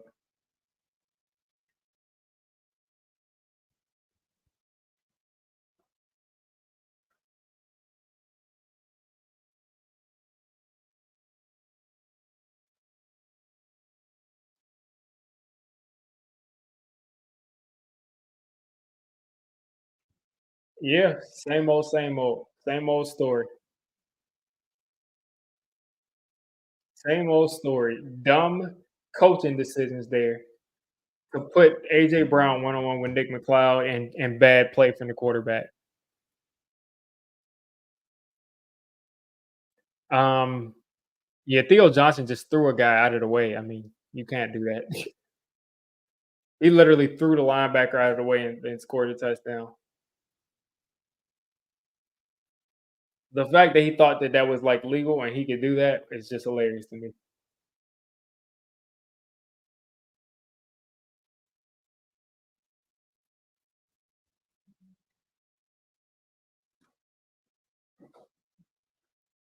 Let's see who got the ball first. I heard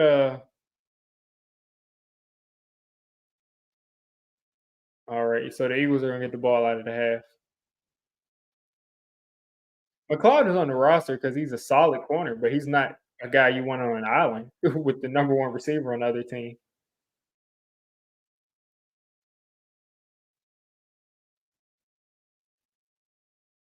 Let's see. Eagles are getting it out of the half. Wow. So we did get the ball.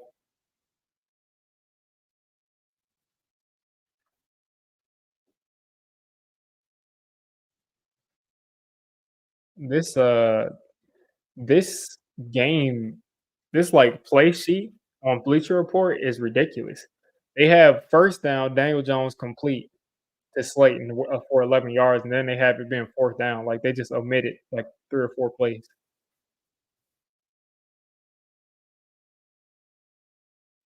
Oh, never mind. Okay. Okay. Yeah. So the Eagles did get the ball second, which just shows how inept this offense has been. Oh yeah, it's definitely not all Daniel Jones' fault, but he's a lot of it. The team, this team is the best team we've had in a long time.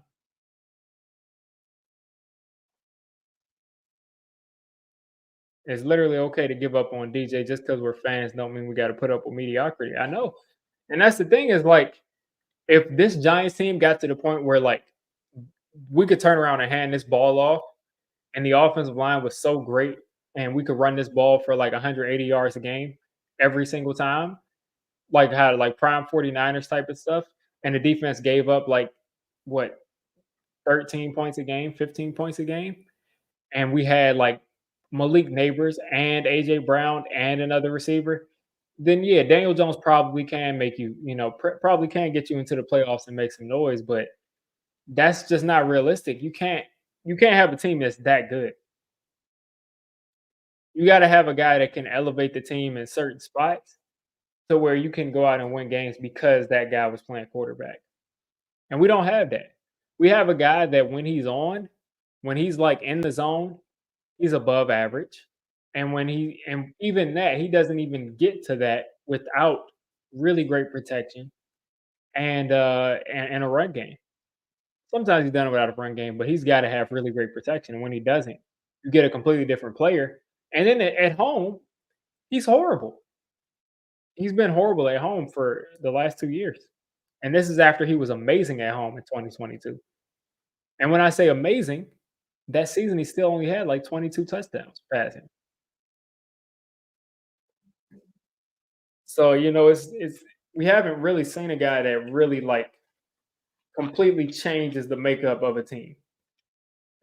Eli man, at the end of every half, at the end of every game, we were like, it's go time. He's gonna hurry up. We're gonna score.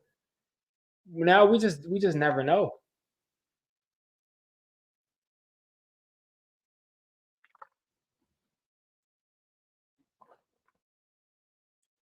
I think so too. I mean, we need an upgrade there. What makes it worse is I don't really feel good about anybody in the draft. I can guarantee you that they can give you better play than what you have, and if they don't, just replace them. Don't make the same mistake. If they don't look good, then just draft another quarterback. But you have to try to do something at quarterback because this has not been working. Like this has just not been working.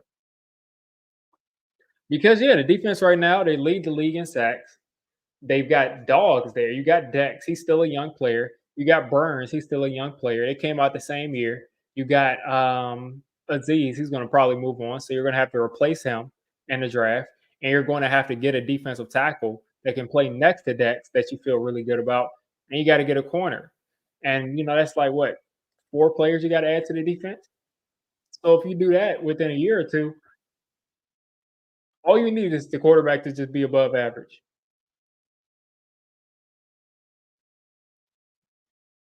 Yeah, I wouldn't bring Shador to New York because he's I don't know. I wouldn't do it. He'd throw the whole team under the bus. He'd blame the coach. He would be like, "My dad wouldn't have done that," even though his team doesn't win a bunch of games. He'd blame the coach. He'd blame the offensive line. He'd blame the defense. I just, I don't think he fit here. In New York, they would be crazy. I'm telling you, you're not going to see Drew Lock unless Daniel Jones has a game where he throws like 3, 4 interceptions. Or maybe after this game, if we don't score a touchdown and we like continue to look inept, maybe you'll see him next game, but I doubt you'll see him in the second half.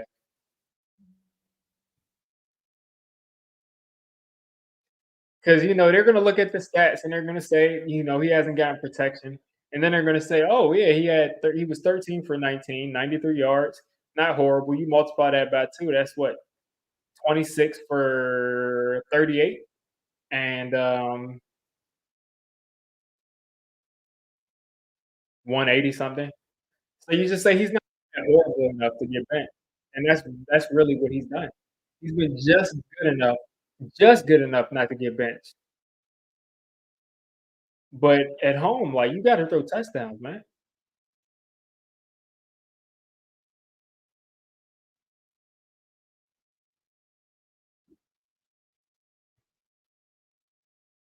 If the I wouldn't blame him. Yeah, I mean, we gotta get better at quarterback. We gotta get better. Um, gotta get better on those edges running the ball too on defense.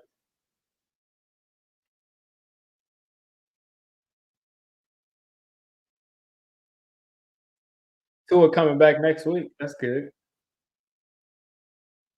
Got him on my fantasy team. I got him on IR. No one will blame Dable for making the switch right now. Yeah, I mean, I think I thought that originally Drew Lock was like the guy they will bring in that they wanted to just like play most of this season if BJ didn't look good. But I'm not sure. I don't think they like Lock as much as they did when they first brought him in. I think whatever they've seen in practice, they haven't been impressed with. And I think they really haven't been impressed with. I think they were really impressed with how Daniel Jones was playing because he was playing efficient football and being honest. Like, let's be real. Let's put all biases aside. Being honest, and Deshaun Watson looked like he tore his ACL or his Achilles or something.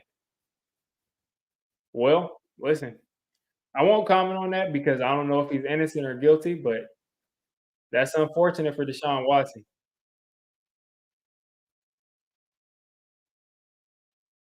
and Nick Chubb playing too. Wow. But where was I going with Daniel Jones?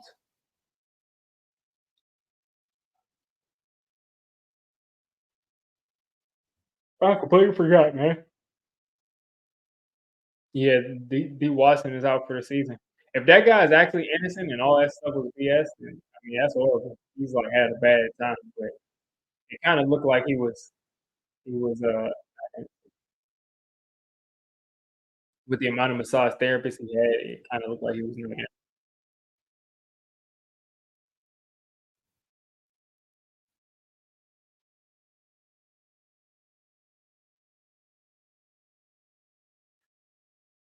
Feel bad for your friend. He went to New York to watch the Giants play the Eagles, and the offense comes out like this. Well, Chris, I don't feel bad for your friends because he should have known that the offense was going to look like this. This is how they always look at MetLife Stadium. If you want to see the Giants play and play competitive football, you got to watch them in another stadium.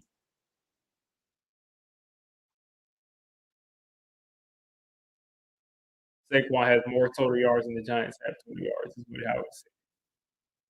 Because DJ's been sacked so many times.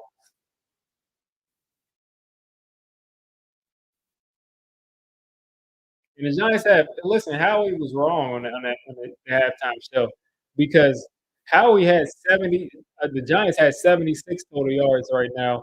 Saquon has 75 rushing yards.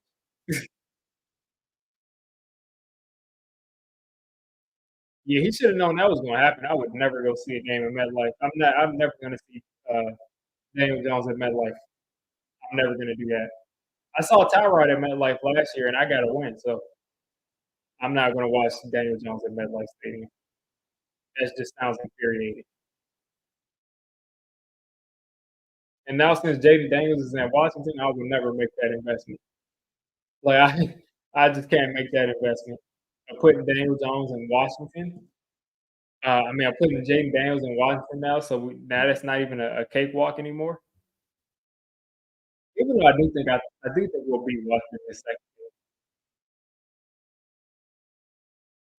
Yeah, after AT went down, I knew it was, especially in this game. I was like, yeah, Andrew Thomas goes down right, right in time, right in time for the Eagles game, of course. Because if Andrew Thomas was playing, we probably have what 10 points on the board, 14 points on the board, maybe. And that's just me just guesstimating, but I think we would because I think we would have had time. I think we'd been able to get Malik Neighbors the ball. Yeah, I mean, look at me. Like, I mean, do I look like do I look like I'm 300 pounds? Absolutely not. So, I mean, it looks like I probably can do a better job than what Azubu's doing, or at least do as good. I mean, maybe I can get beat as soon as the play starts. Jimmy Johnson gets off killing on. Yeah, he does.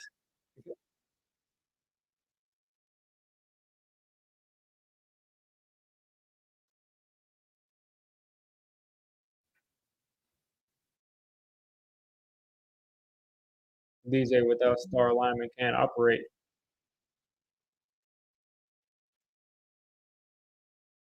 Oh man, y'all are back to the yawning this year. I mean, this game, we're back to the yawning. I mean, we're we're back to the yawning. It's crazy, man. Like I haven't been yawning in all game all year long, but we've gotten to that point where the offensive line isn't giving DJ time, and he looks like the worst quarterback that you could ever. I mean, the offense can't do anything, and we're literally watching paint dry. I can just feel myself falling asleep.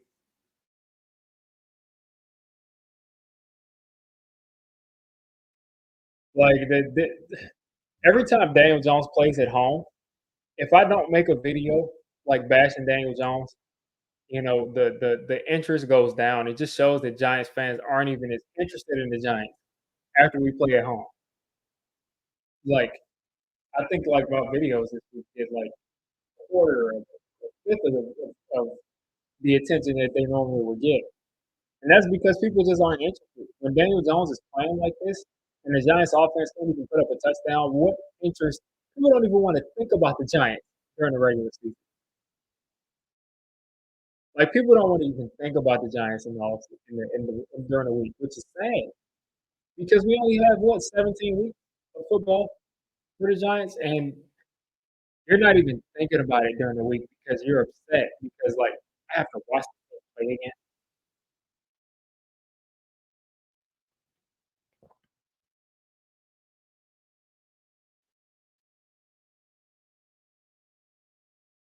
You know the Giants still win 6 games. Yeah. Oh yeah, they'll win their 6 games. We'll look at the Giants at the end of the season and we're gonna be like, how did this team beat the Seahawks? How did this team beat the Browns? That's a really good idea, Jennifer. I mean, I think we all need it. They saying it's been all about defense, but the Eagles got 14 points. They literally the Duke is on the football and the Giants can't score. How disrespectful is that? Like our ex owner's name. I mean, I guess technically still on him, but he's not here anymore. But his name is on the football, and we can't score. That's like Naismith, the creator of basketball. That's like his name being on the ball and him owning a team, or his son owns a team, or his grandson owns a team, and they can't score.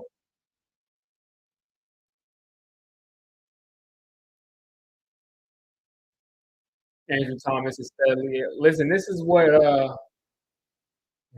these star left tackles do to you, man. Like, look at Trent Richardson. Look at Tyron Smith. Look at Tyron Smith.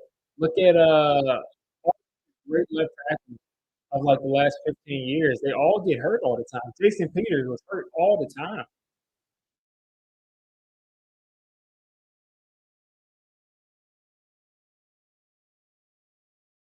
Listen, man, we gotta come back and win this game because Giants fans are gonna stop coming to these MetLife games. I don't know why they came out. I guess they just wanted to boost Saquon Barkley. But Giants fans are going to stop coming to these games if the Giants can't figure out a way to, at the very least, make this game entertaining on offense.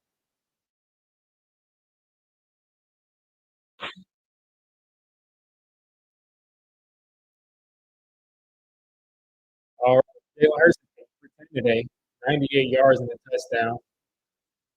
On wow. Anyway, in the flats down to Saquon, who's going to get about a yard and a half. That time, Dane Bell doesn't hit the deck trying to tackle Saquon.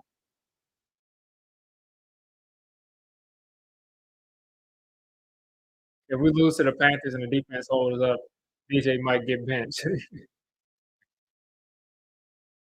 Yeah, maybe.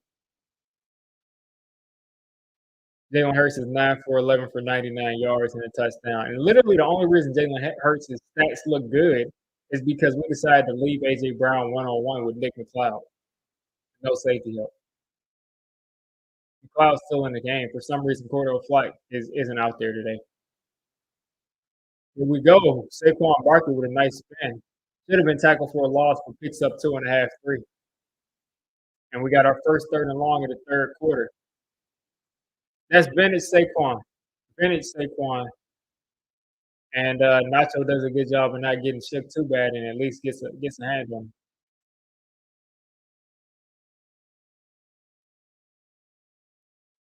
3rd and 6 here. I think the Eagles are gonna go back to a deep pass actually, because it looks like Nick McLeod is one on outside with AJ Brown again. He's one on one with Devontae Smith, and so is Deontay Banks one on one with AJ Brown. In this one on one coverage here, and this time Nick McLeod showed up. Oh, that was Dotson. Okay, yeah, Nick McLeod can cover Jahan Dotson one on one. He can cover Jahan Dotson one on one. That's not the problem. Like this is what Nick McLeod is here for, is to cover guys like Jahan Dotson. But AJ Brown, absolutely not.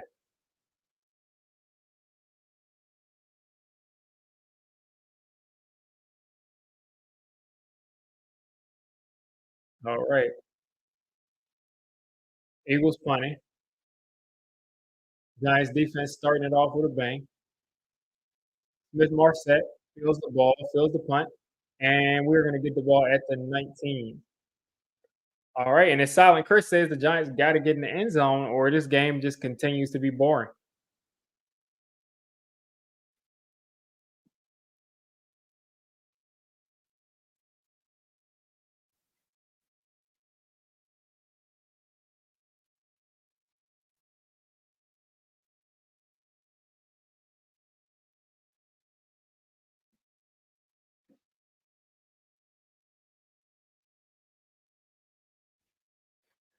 Yeah, the Giants have absolutely got to make this game entertaining. I mean, this part is on Dable. Um, Malik Neighbors has got to get involved in this offense, whether it be just a quick slant, whether it be a drag, whether it be something, but we've got to figure out a way to get the ball in Malik Neighbors' hands. When your offense isn't moving, you got to find out how to get the ball to your guys. Place your bets: interception, sack, or injury. I would place my bet on a sack probably, but you never know. Anything is possible with this team. Anything is possible.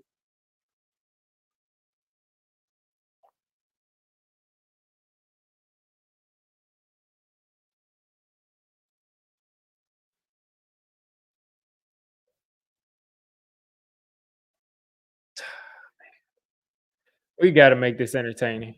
Like we've got to make this entertaining. You said did Neil kill Dable Stall? It's just they trust Azudu more, but if Azudu plays like he did the first half, I mean, he should not be out there.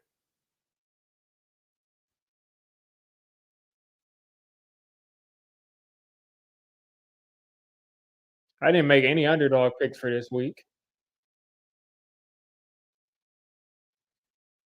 Go ahead and throw some in there right now.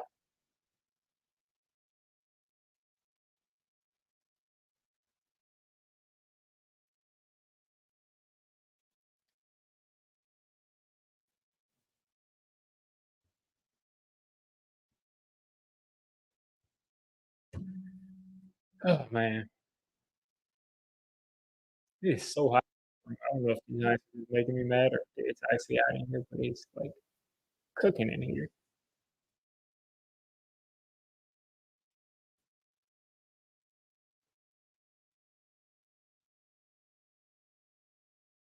At least the Jets suck too.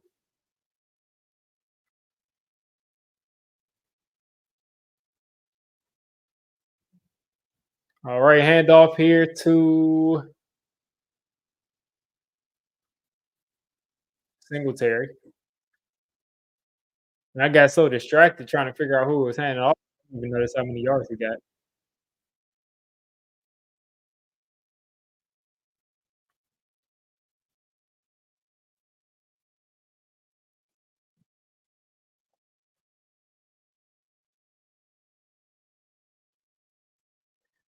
All right, here. So that was a 4-yard play to start things off in the second half. Daniel Jones here. Another handoff to Singletary, who picks up 2.5 right there. Finally, Singletary getting some touches. I think Singletary is like the most unnecessarily hated player on the Giants right now. It's like people think this dude is like a horrible player.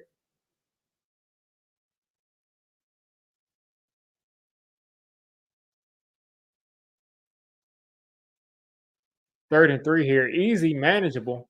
I wouldn't say easy because look at who we got out there, but a manageable 3rd and 3 here for the Giants. Malik Neighbors in the slot. He should be the target. And get Wandale Robinson off my team. Get Wandale Robinson off my team, man. Get this dude off my team. Get Wandale Robinson off my team.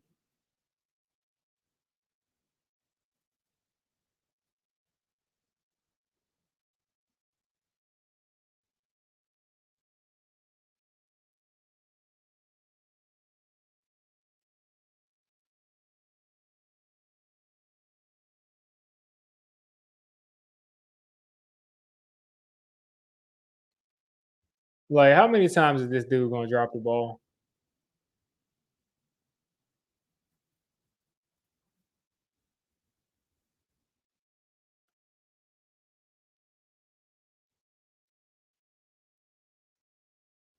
Like, you can't be a little guy and drop the ball.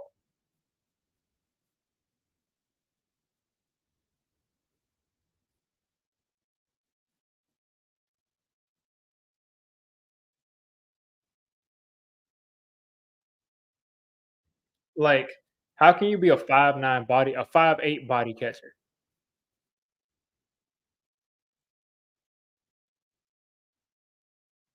Every week is a must-win game at this point.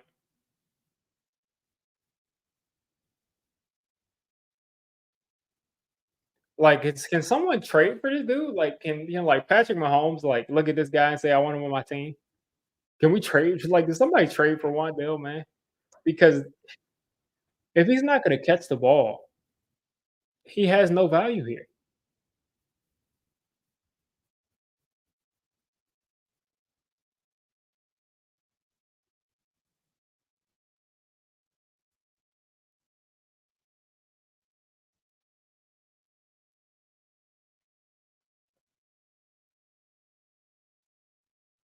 All of our receivers are gonna drop passes until we get rid of Slayton.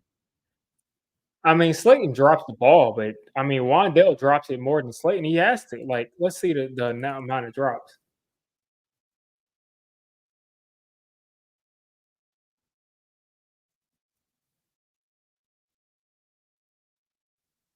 Let's see. Drop. How many drops does he have? Darius Slayton has 4 drops. He has 4 drops in 7 games. And Wandale has see if I can find that.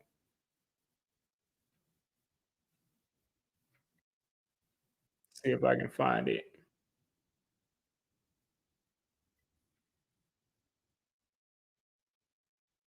Slay has 4 drops, and a couple of them have been kind of off target. Same with for Wandale, but I feel like Wandale has like dropped the ball more than Slay.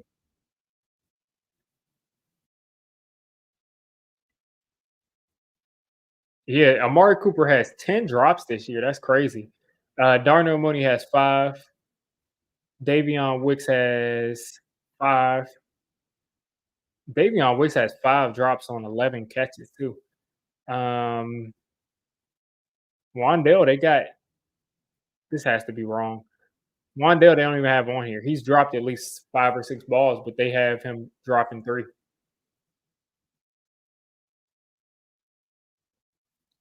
AJ Brown, easy first down right there.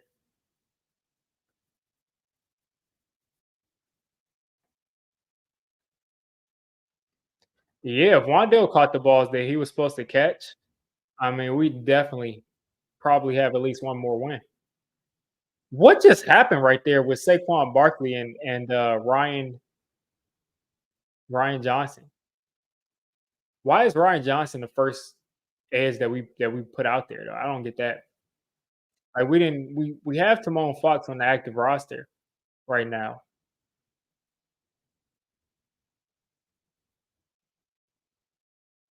This is gonna be another handoff here. This is what, 2nd and 4? This is gonna be another handoff here. Hurts in the shotgun. Another handoff to Saquon. He's just gonna fall forward here. Easy first down for the Eagles. This is just a clear. This is gonna be a blowout. They'll probably win this game 28 to 6 or something ridiculous like that.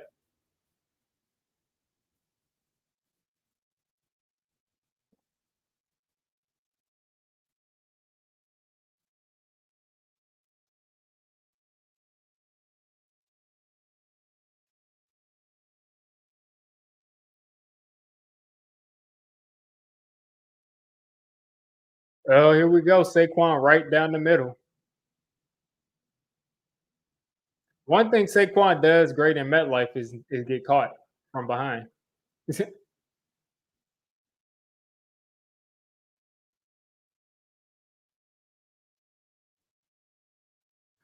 This dude, Ryan Johnson, is horrible. Like, it's like, do you have any vision of like what's going on?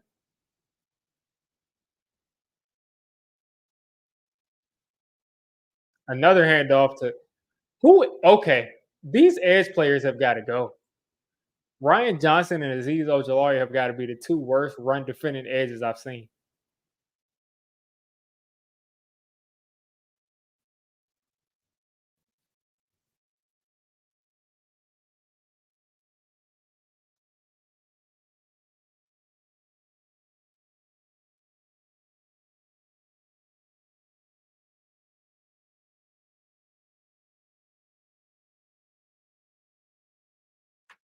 Mayor's nightmare brought to life by Joe Shane. I mean, I like I said, I'm not really concerned about what he does on the Eagles because they're better than us.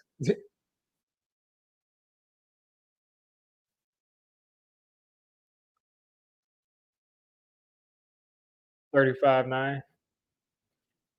I don't think the Giants scored two more field goals. I would say 35-6 or 35 3 or 30, maybe 35-10. But they're not going to I don't think anybody said Saquon sucked, and if they did, I mean it was just hate. It was just trash talk. Please, John Mayer, give the team to your daughters. Please, please give the team to somebody. But yeah, that's the biggest issue too.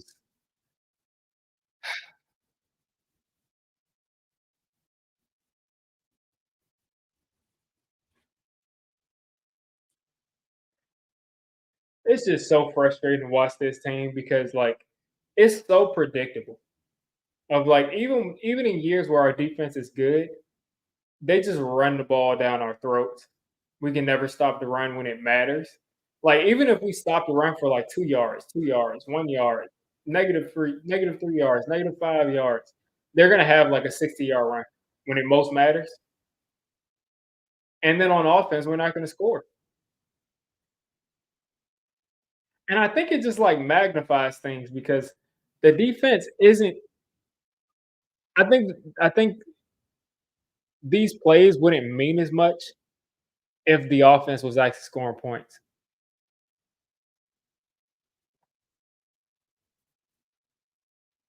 And by the way, also they're saying that Brian has been limping around and like he's been struggling with the groin all year long. So that's something else to watch. Is he going to ever get back from that groin injury? Is this going to be like his last good year because of that injury?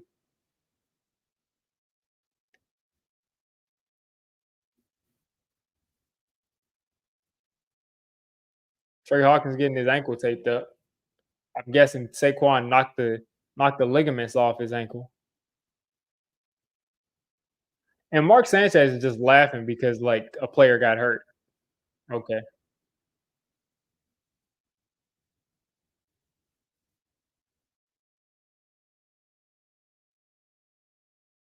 Here we go, 14-3. You already know Nick Sirianni is going to try to get Saquon like 3 touchdowns.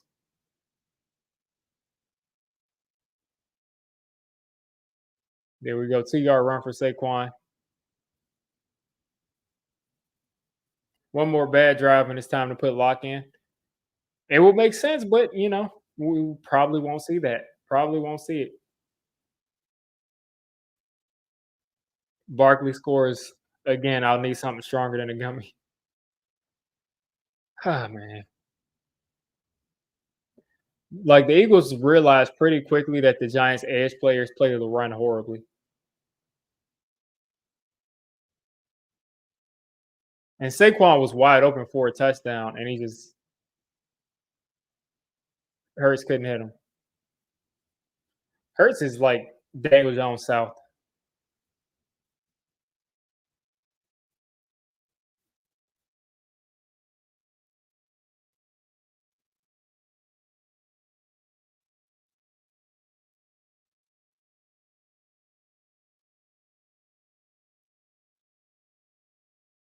Yeah, like I said, Hurts is Daniel Jones South. What is this? A 4th and 2 here? What's this? Tush push territory? They're in the shotgun here. 4th and 2.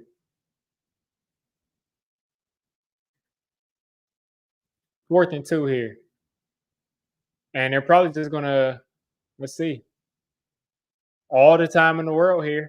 They're trying to keep contained. Hurts is gonna take off, and he's just gonna run it in.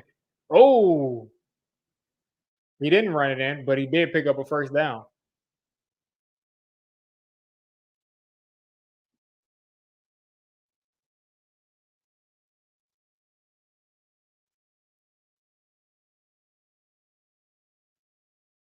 Yeah, they were so busy trying to contain, they didn't really aggressively rush the guy.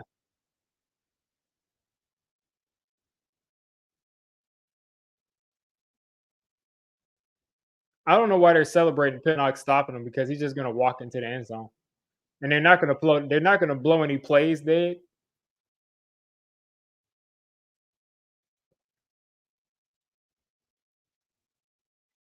Hurts went to a Super Bowl. Hurts ain't playing well, man. It's different. It's different quarterbacks year to year. I'm not saying that he's his career and his resume is worse than Daniel Jones, and that's Brian Burns. And I mentioned that, folks. Brian Burns has been struggling with the groin, and he's probably done for a couple of games. Brian Burns is probably done for about 5, 6 games at least,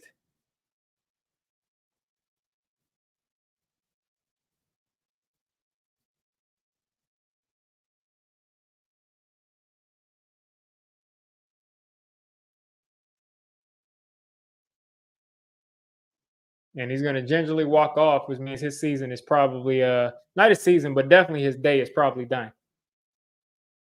So now the Giants go from having two Pro Bowl level playing tackles and 2 to 3 Pro Bowl level playing edges to now one Pro Bowl pass rusher level edge, a practice squad guy, and one decent tackle. That's how quickly injuries can derail your season.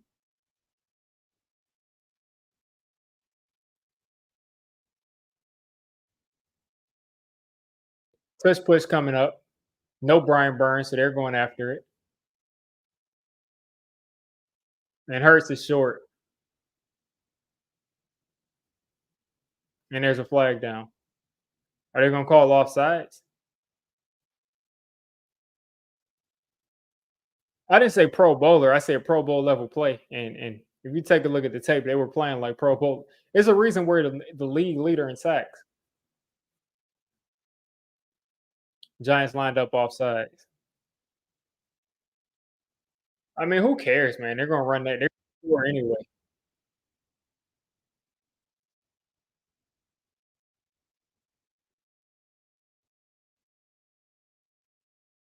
Because how else are you supposed to stop that?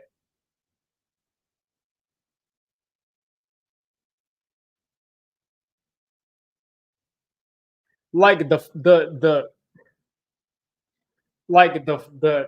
force that the Giants generated off of the ball. There's no way, man. There's no way that they should have still scored right there. It just shows how dominant that play is. And I'm still not in favor of banning the touch push because, I mean, just stop it, man. Just stop it. And there we go. That'll probably make it 21-3. I'm assuming they'll make the extra point, so I'll throw that in there.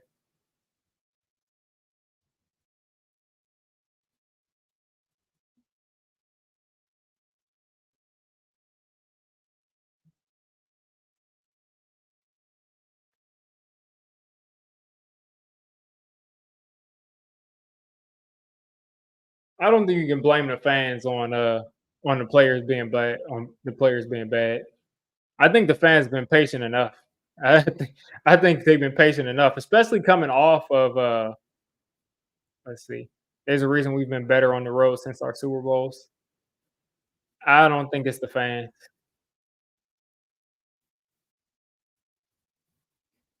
Um, I think the team has to play well and then the fans have to follow. Because if you're getting paid that much and you're that level of player, and it's just they can't play in New York. It's just that simple. But you got to show up. You got to show up at home. I mean, they deserve to be upset and boo and be upset because they're paying. Like, it's easy for us to look at this, and I've done the same thing where I said like the fans have to be supportive. Like they started booing the Giants in like the end of the first quarter, where I'm like, that's kind of premature. But at the same time, just think about it. It's Sunday, right? This is the day that you want to relax. This is the day that you would like to be sitting on your couch, relaxing because tomorrow you probably have to go to work. You right got to go to school. Who knows what you got to do tomorrow? But it's Sunday, so people want to be relaxed, and then you pay for this game. You're taking multiple people. Guess what? $100+ a seat. If you're not even in a good seat, you're paying like 120 a seat. You bring your wife. You bring 2 kids. Guess what? You spend like $500-600 minimum. You got parking.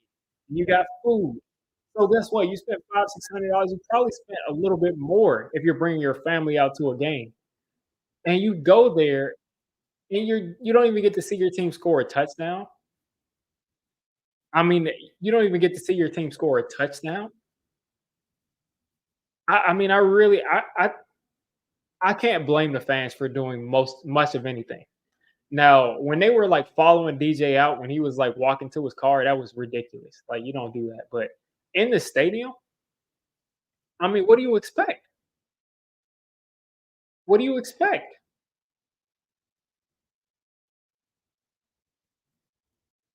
At the end of the day, fans want results. They want to win, and above all else, we all watch the game because we want to be entertained. And if you pay $500-600 for something for your family to go see, and the product isn't even entertaining, it's one thing if your quarterback throws an interception at the end of the game and he chokes, but the game isn't even entertaining. That's just unacceptable. That's just really unacceptable. And like, look, the stadium is still pretty full, and the team's down 21-3. So I'm never gonna blame fans for being upset that the team stinks.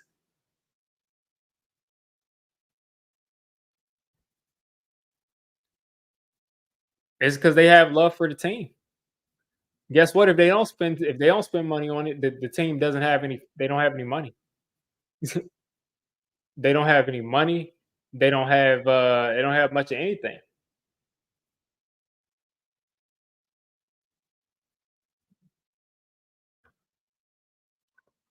The crowd is quiet. They're not booing them right now. So I mean, you gotta let people express themselves. I mean, I would let people boo me for a lot less than a couple $1,000,000. A lot less than 40 million. I tell you that much. You can boo me all day. Like you can literally come to my job, stand at my desk, and just boo me. Just like you can yell, you can throw tomatoes for as much money as these guys are making. You can definitely do that.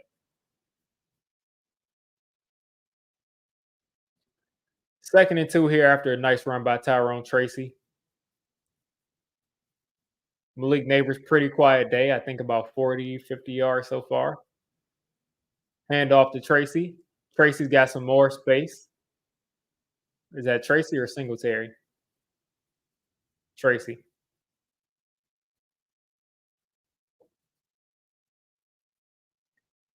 Yeah, and I don't think it's been since '07.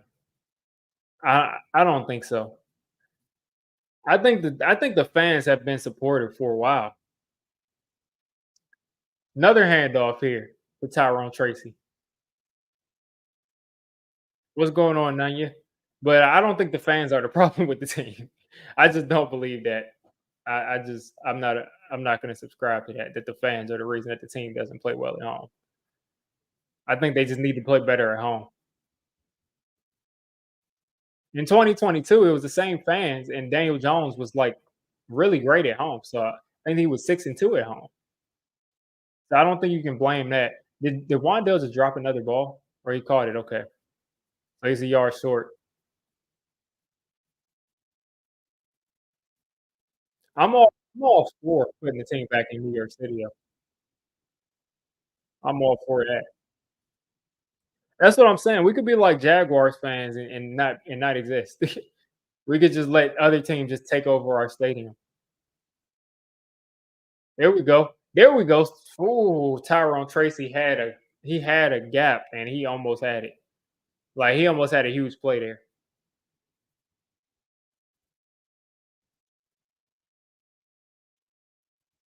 He almost had a gap there.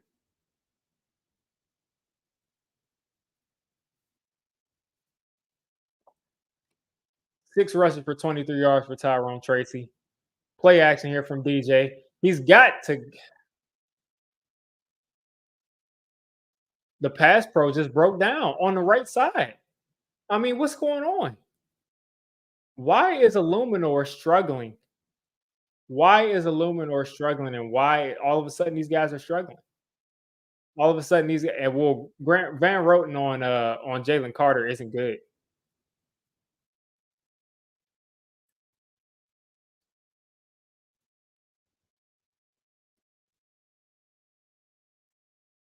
Jalen Carter one on one with Van Roten isn't going to work. You got to double that dude.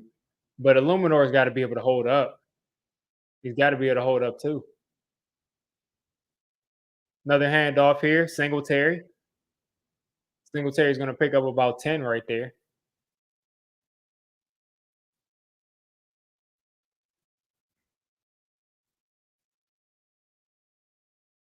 Said the heart and soul's hurt on the offensive line. It's over. That I mean, you could be right there. Could be right. Who knows what Andrew Thomas is saying pre-snap and what's going on, what he's doing in the film room. Who knows? And there, Illuminor has given up 3 sacks today.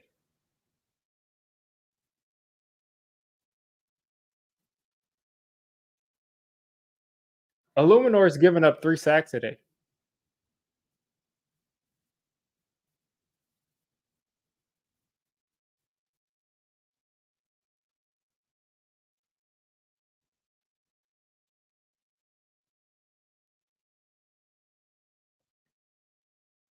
Like Illuminor hasn't given up any sacks, and today he gives up 3.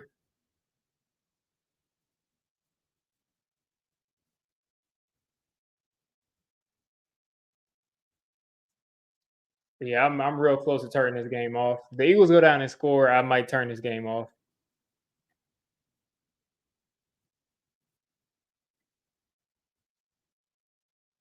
Good to see the Lions finally putting something on the Vikings.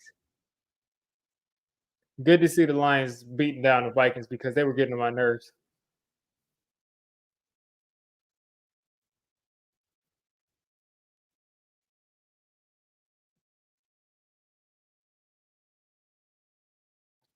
Yeah, if the Eagles score a touchdown this drive, I'm probably going to start making my post game video, and we're probably going to get out of here early.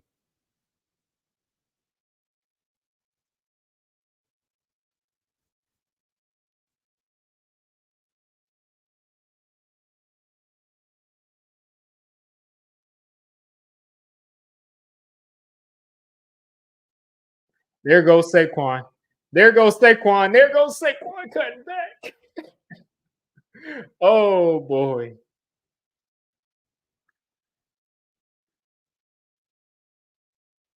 Saquon is going over 200.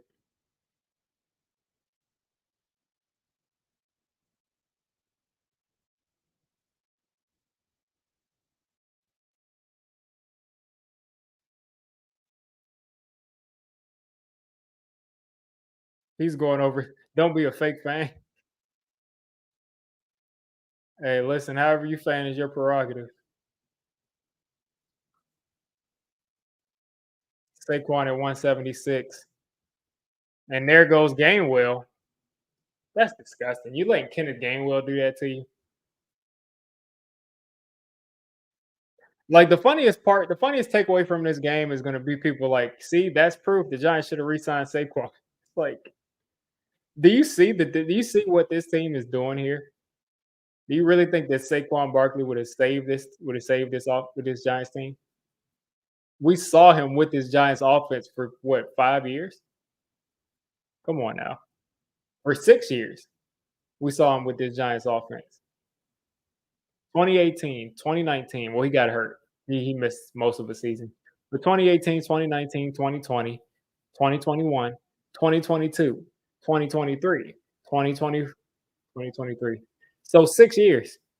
Saquon was here, and then he missed the bulk of 1 year. So 5 years. We saw him here. So it's not like a surprise of what he would have done or what he wouldn't have done. Like we saw him here. The defense is gassed and Brian Burns is out.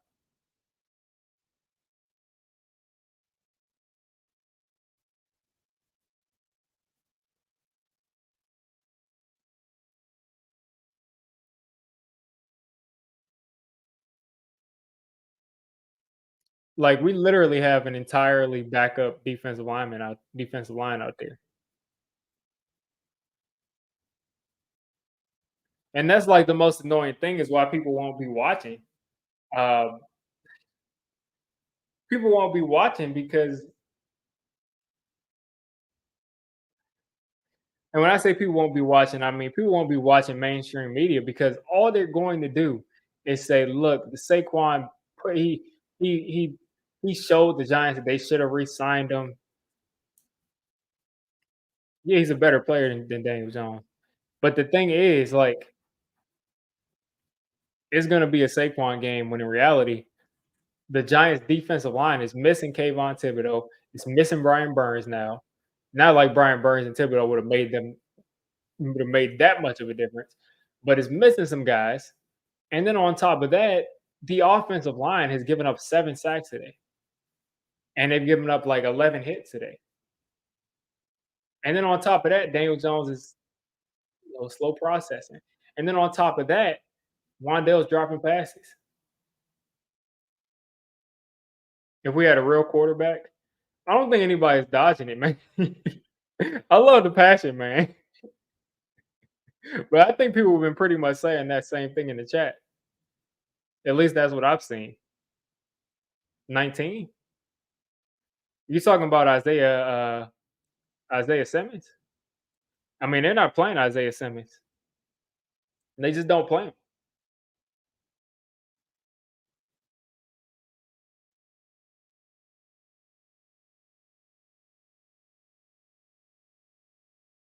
Jones has to go soon.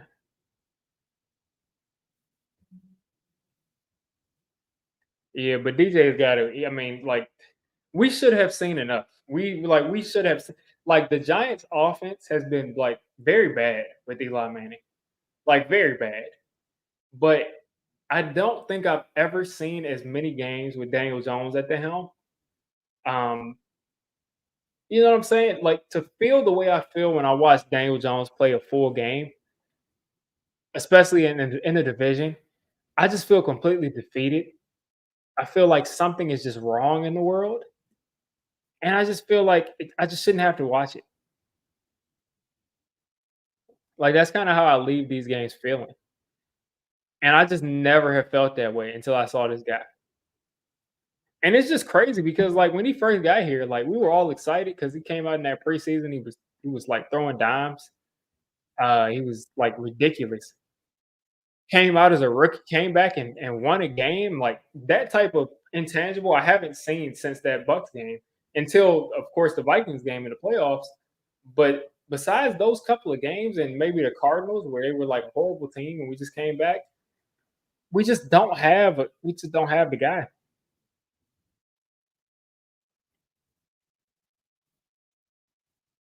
Just really unfortunate, man, that we have to watch this.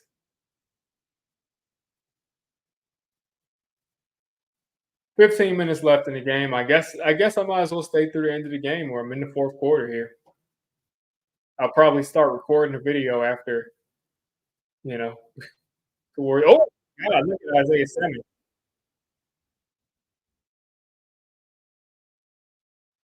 They should have just moved out of the way and let Jalen Hurts run it in.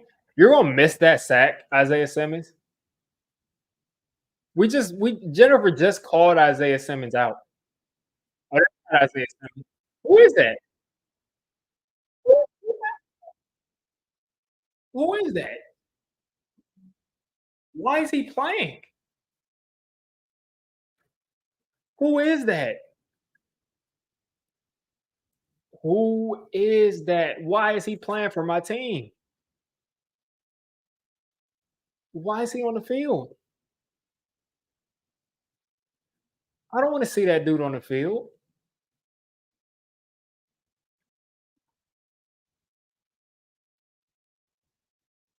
Yeah, I saw it. I saw it wasn't Isaiah Simmons. But my point is, why isn't it Isaiah Simmons? I called that part out, but I'm trying to figure out why Adams is playing over Isaiah Simmons. I don't understand what Bruce Bowen, not Bruce Bowen, whatever the guy's name, Shane Bowen's name. I don't know why Shane Bowen continues to play these scrubs over Isaiah Simmons at linebacker.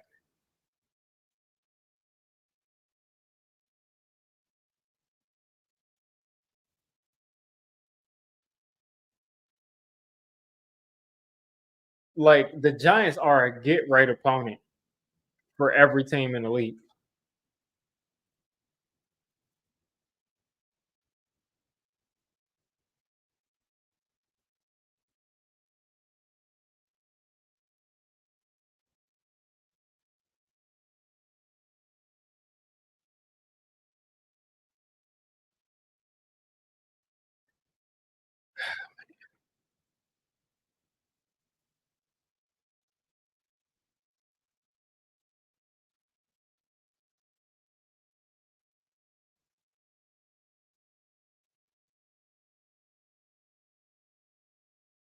There goes Gainwell. He's getting shut down at the line. This is like Kafka more invisible than Biden. Oh man.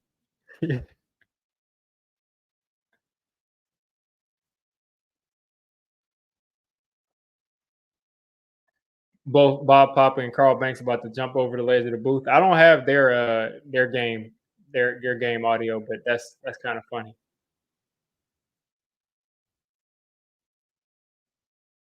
The Giants shut down the touch push that play. They didn't really go anywhere there. Saquon Barkley's a bad man. I'm guessing he's going to score. I don't even know why they run the touch push without Saquon because he can just get behind Jalen Hurts and just push him. But shout out to Talking Echo for the 499. Uh, Ray Agnew, Ben Johnson, and Cam Ward saving the Giants next year. Believe it. I hope so. I hope so. I really do.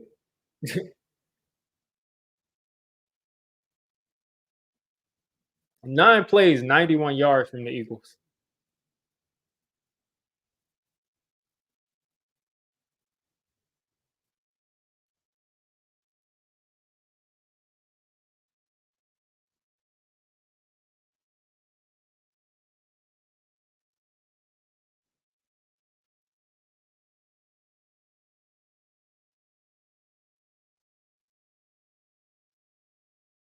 Like, when is the last time you saw Saquon Barkley go for have the amount of good runs that he's had this year? When is the last time you seen that? And this isn't me saying Saquon fell off. It's just saying the Giants obviously couldn't support what he was doing. So why pay him 17 million a year or 16 million a year?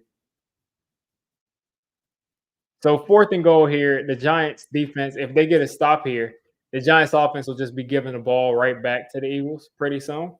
And if they don't, then the Eagles go up 28-3.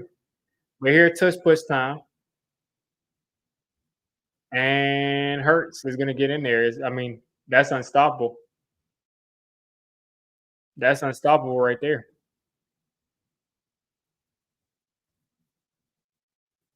So there you go, 28-3. That was my prediction. I said 28-3. So maybe if the Eagles backups get in there, it'll go to like what 20, maybe it'll be 38-3.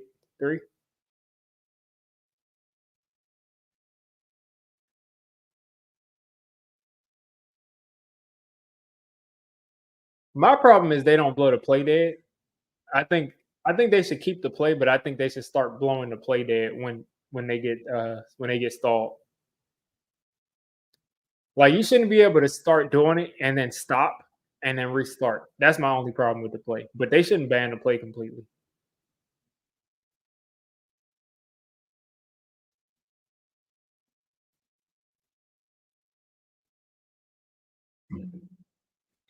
40 coming up is Sirianni.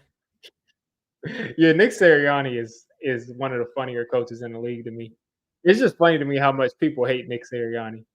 Like they won last week and he was like taunting the fans, the Eagles fans. But just think about it, folks. Every time we lose to the Eagles, we give Nick Sirianni more time there. Jones bench, no helmet. We'll see. I mean, I don't know if you will count this as him being benched. Um, it might just be like the team is getting blown out, and you're just not wanting him to get hurt at this point in the game. But we'll see. We'll see if the offense looks good, and it'll be more of a benching if Drew Lock is out there and Malik Neighbors is out there. Now, if they sit down Malik Neighbors too, then obviously um, it's a Jones benching.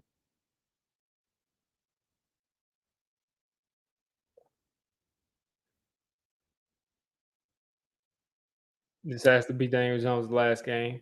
It won't be. I really wish we would have found a way to get Tyrod Taylor back in the building. Like, I wish we would have been able to do that because I think he was the perfect quarterback for a team with no offensive line. And it just stinks that Andrew Thomas got hurt because for the first time in forever, this team was actually watchable. And now they're not watchable because because we don't have the offensive line protection that we had. And it's just unfortunate because Illuminor was due for a bad game. Nobody thought Illuminor was an all pro. Um, but he was due for a bad game, but Andrew Thomas would have been having a good game right now. Because Illuminor hasn't given up a sack all year long. Eli Manning, the Chargers game,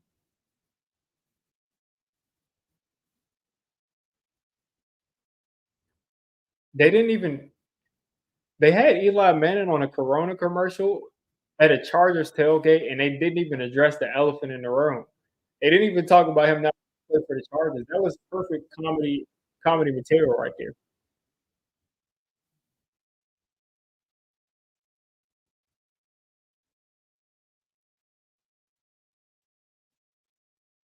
They're playing a Nick Sirianni hype tape right now.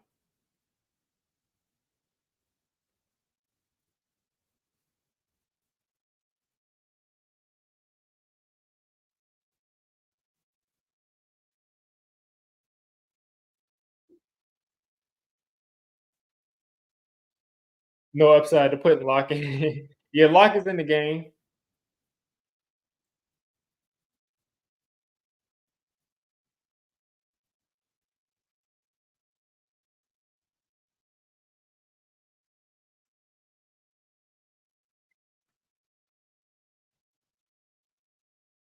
Yeah, but the Giants are every team's get right team.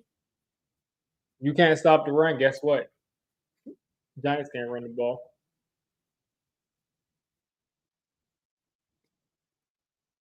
The fans are cheering hard for Daniel Jones. Looks like Drew Lock came in and fumbled.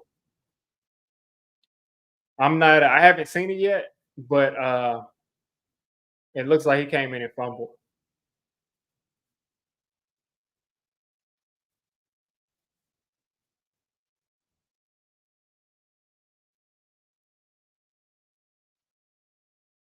Oh, and I don't know who he was throwing that to, but so he fumbled the snap and then he threw a duck, a 5-yard duck to Wandale. But yeah, shout out to you, Jennifer. You called it. You said he was going to come out fourth quarter. But we're not sure if this is going to be a permanent thing or if they're just, sitting DJ down. We got Slayton out there, you got Wandale out there. Oh, okay, Neighbors is out there. Okay, Neighbors is out there. So let's see. But this is probably an audition for Drew Lock. So let's go. Let's see if Drew Lock can make something happen. What is Drew Lock doing?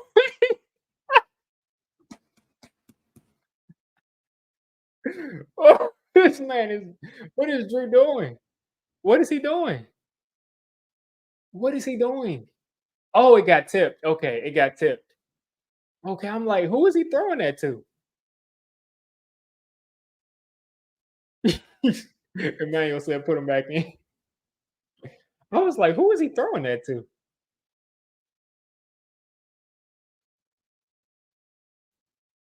Okay, it got tipped. I was like, that's a hilariously bad throw.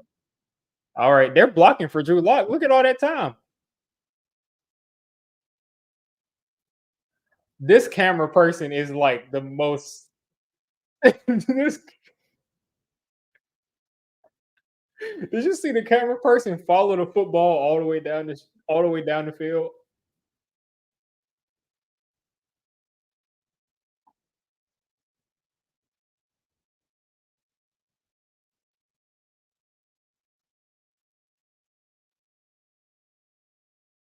The cameraman followed the football all the way down the field to show how bad of a throw it was. They gave Drew Lock like 5 seconds to throw. I'm guessing the backups are in there for the Eagles, but that's hilarious.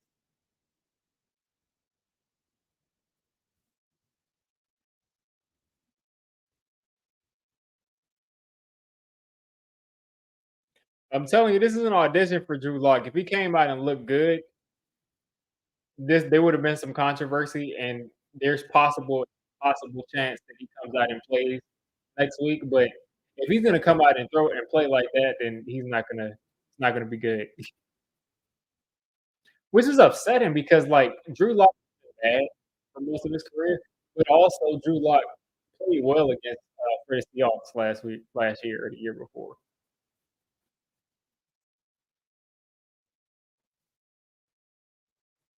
Tommy Cutler's laughing on the bench.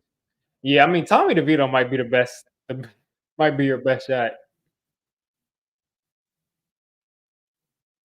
Blame DJ Deep Ball not being back. Yeah, I mean DJ isn't hitting anything on anywhere on the field really, but neither is Drew Lock.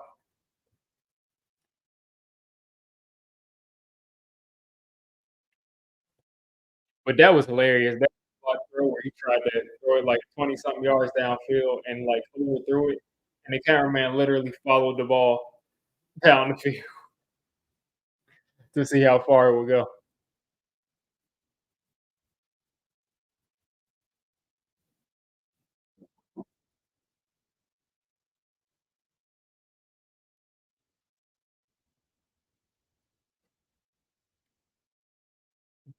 They got rid of the BK Whopper song. They're playing the music for it, but they're not singing the lyrics anymore because it came on like every commercial break last year. Don't even remind me of Jake Fromm. Jake Fromm is like the worst, man. He's the worst Giants quarterback uh, that I've seen, and that is he's the worst. He's the worst guy to suit up and play for the New York Giants that I've ever seen by far. By far, he's not the worst quarterback I've ever seen. There's been some quarterbacks that I think are worse, but as far as Giants go, he's the worst.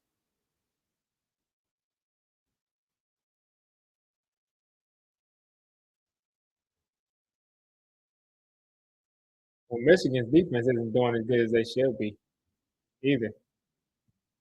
Wink Martindale.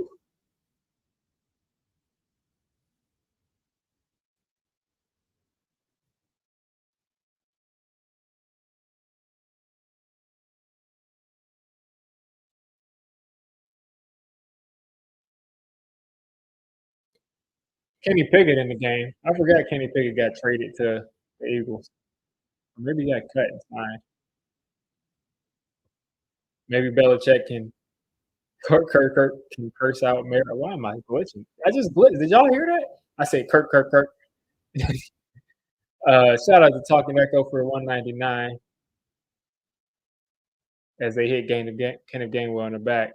But shout out to you Talking Echo for the 199. Says maybe Belichick can curse out Mara next year. Maybe somebody can curse out Mara.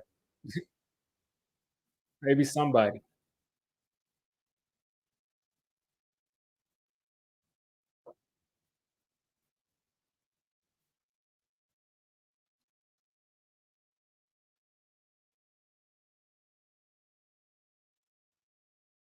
Yeah, if they didn't sit Saquon Barkley down, he would have gone over 200. That's exactly what they're doing to me.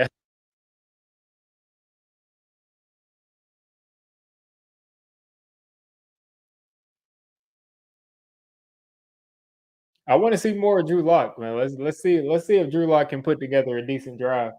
Because I think if he does, fans are going to be clamoring for him.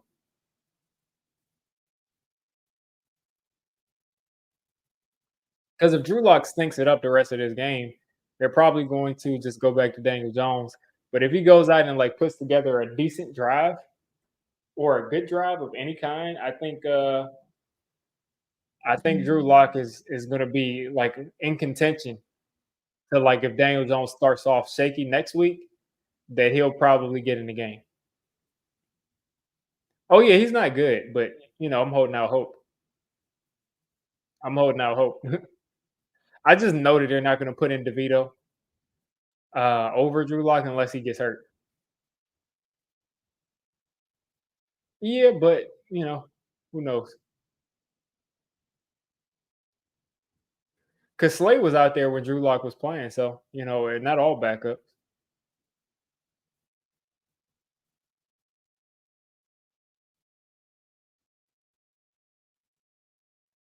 Red Johnson is horrible on the Eagles. Like he's horrible.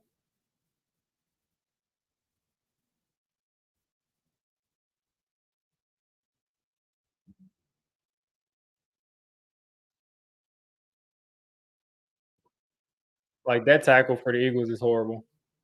You know how they got around it? Guess what? Running the ball. Smith Marset going down as soon as he touches the ball.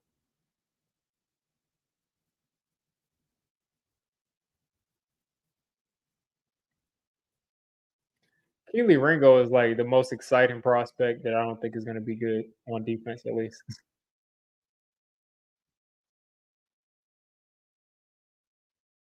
Giants got 103 total yards because of all these sacks. 42 passing yards because I think he probably has maybe a negative 80 something yards on sacks. Let's see what Unlock can do.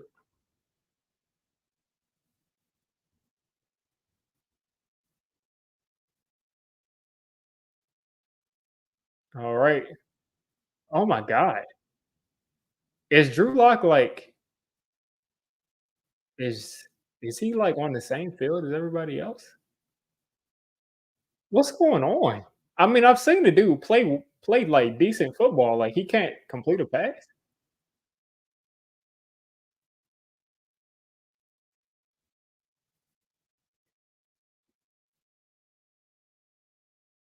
Let's see. Drew Lock is taking off the run. He's I thought he was gonna get obliterated, but he slid down.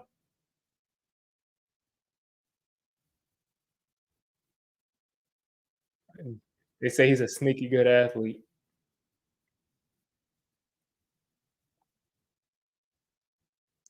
All right, Drew Lock again, checking it down to Wandale, who actually catches the ball. And he's gonna go out of bounds after like 3. All right, Drew Lock's looking a little comfortable. Let's see if he can put something together.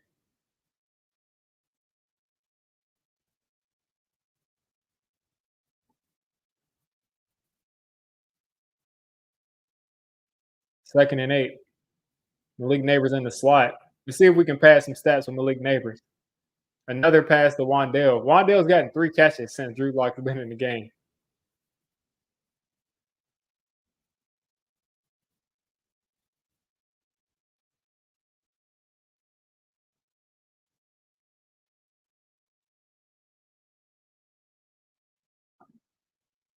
Let's see. Tyrone Tracy out at wide receiver. Wandale in the slot.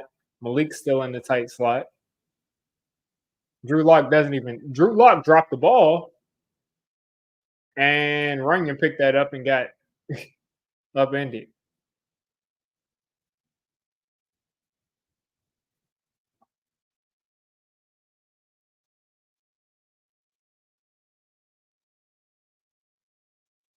I feel bad for Malik Neighbors because he's not getting any looks today, really.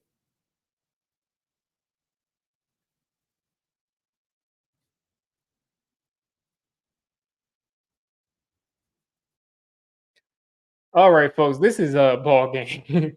Drew Lock's not going to be doing anything impressive.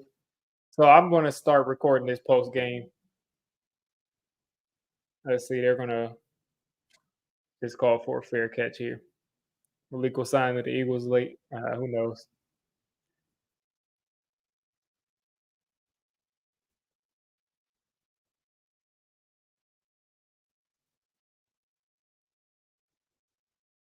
Let's see.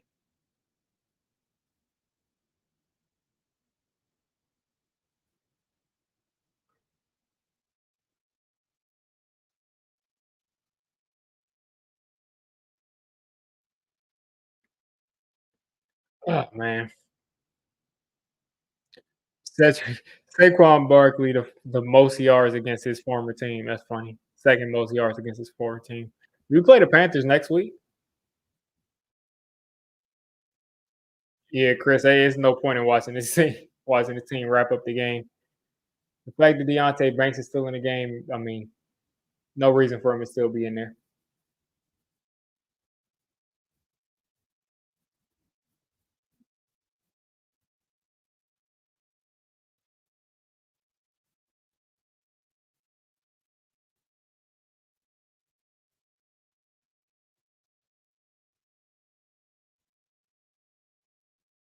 Crazy.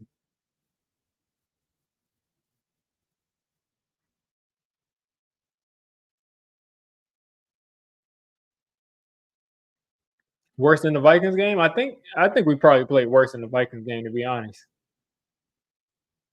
Because that was a disaster. Like that was I think that might have been Daniel Jones' worst game.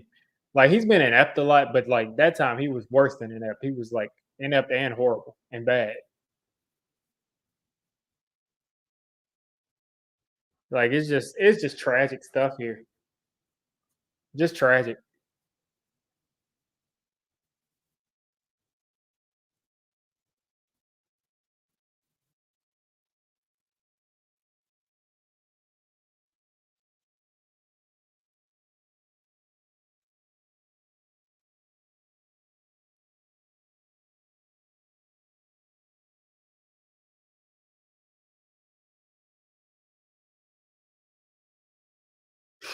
Another handoff here to some dude named Shipley.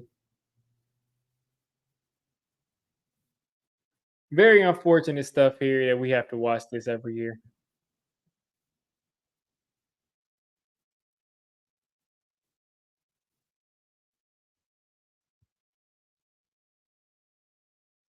Vikings game was worse because our O line was decent and yeah, it was horrible. It was that like I said, that might have been Daniel Jones' worst game.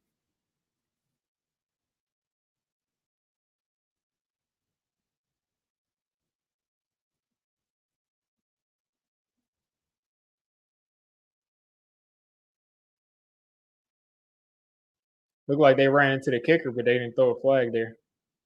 I'm just jotting down some notes before I record this post game.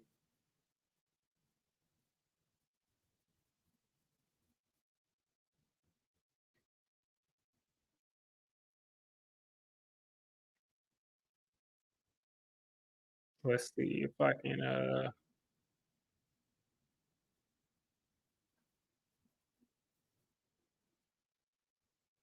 We ran the ball how many times? What 11? 16, 17 times. 17 runs, 21 passes. Not bad. That balance isn't too bad. Will we get unlocked or is it DeVito time?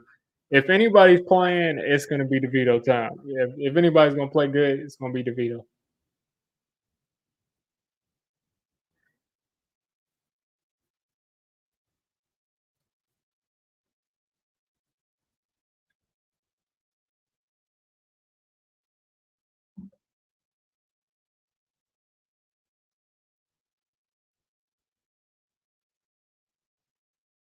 Man.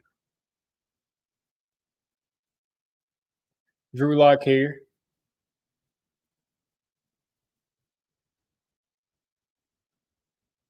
taking a deep shot, and Hyatt dropped the ball, and he's hurt.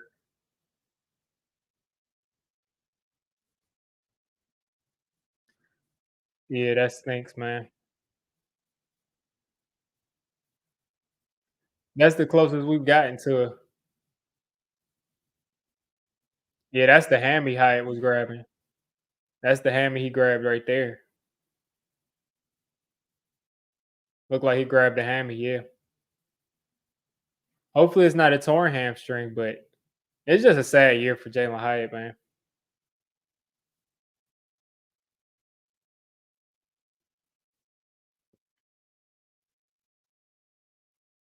Oh yeah, he definitely dropped it before he got hurt, but who knows how he felt while he was dropping it. But he had to stretch out for it, which is a good effort because he actually did stretch out for it.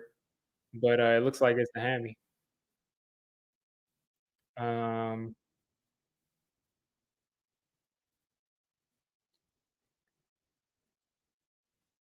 let's see.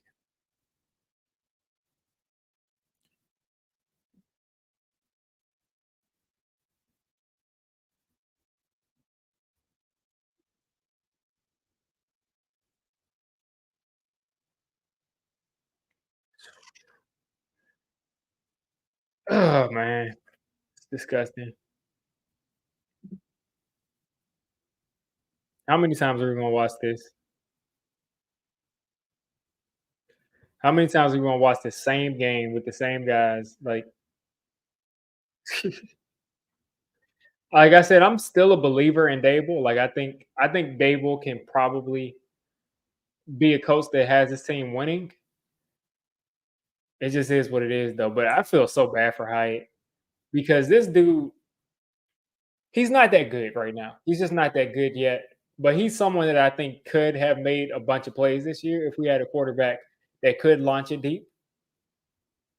And it's just unfortunate that he's not able to make those plays because of the situation. And now he's hurt. And, he's kind of probably at the bottom of how he's ever felt about himself because he's probably been a guy who's, always faster than everybody, able to high point the ball, able to have great ball skills, and, just wasn't able to get that done.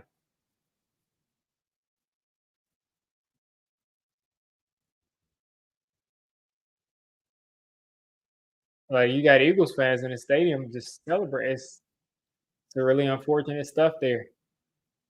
Malik Neighbors still in the game. Drew Lock taking another shot to Malik Neighbors, and that's just a late ball. Yeah, that was a late pass there to Malik Neighbors.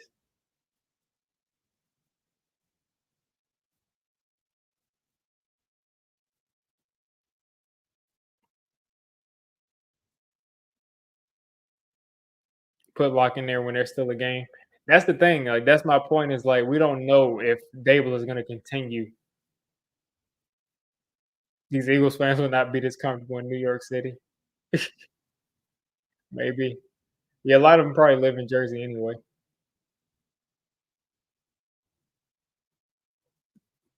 Yeah, you absolutely don't want Daniel Jones getting hurt.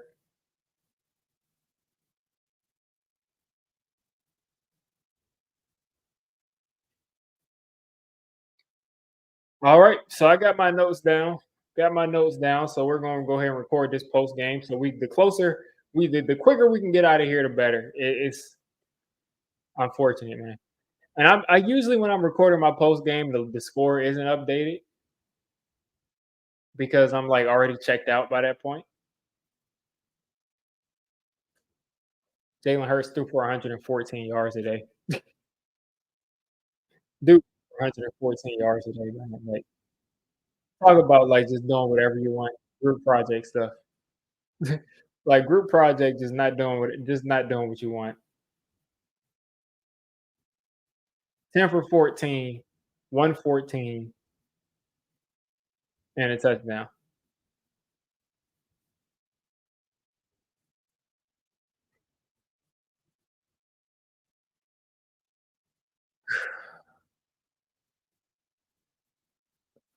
All right.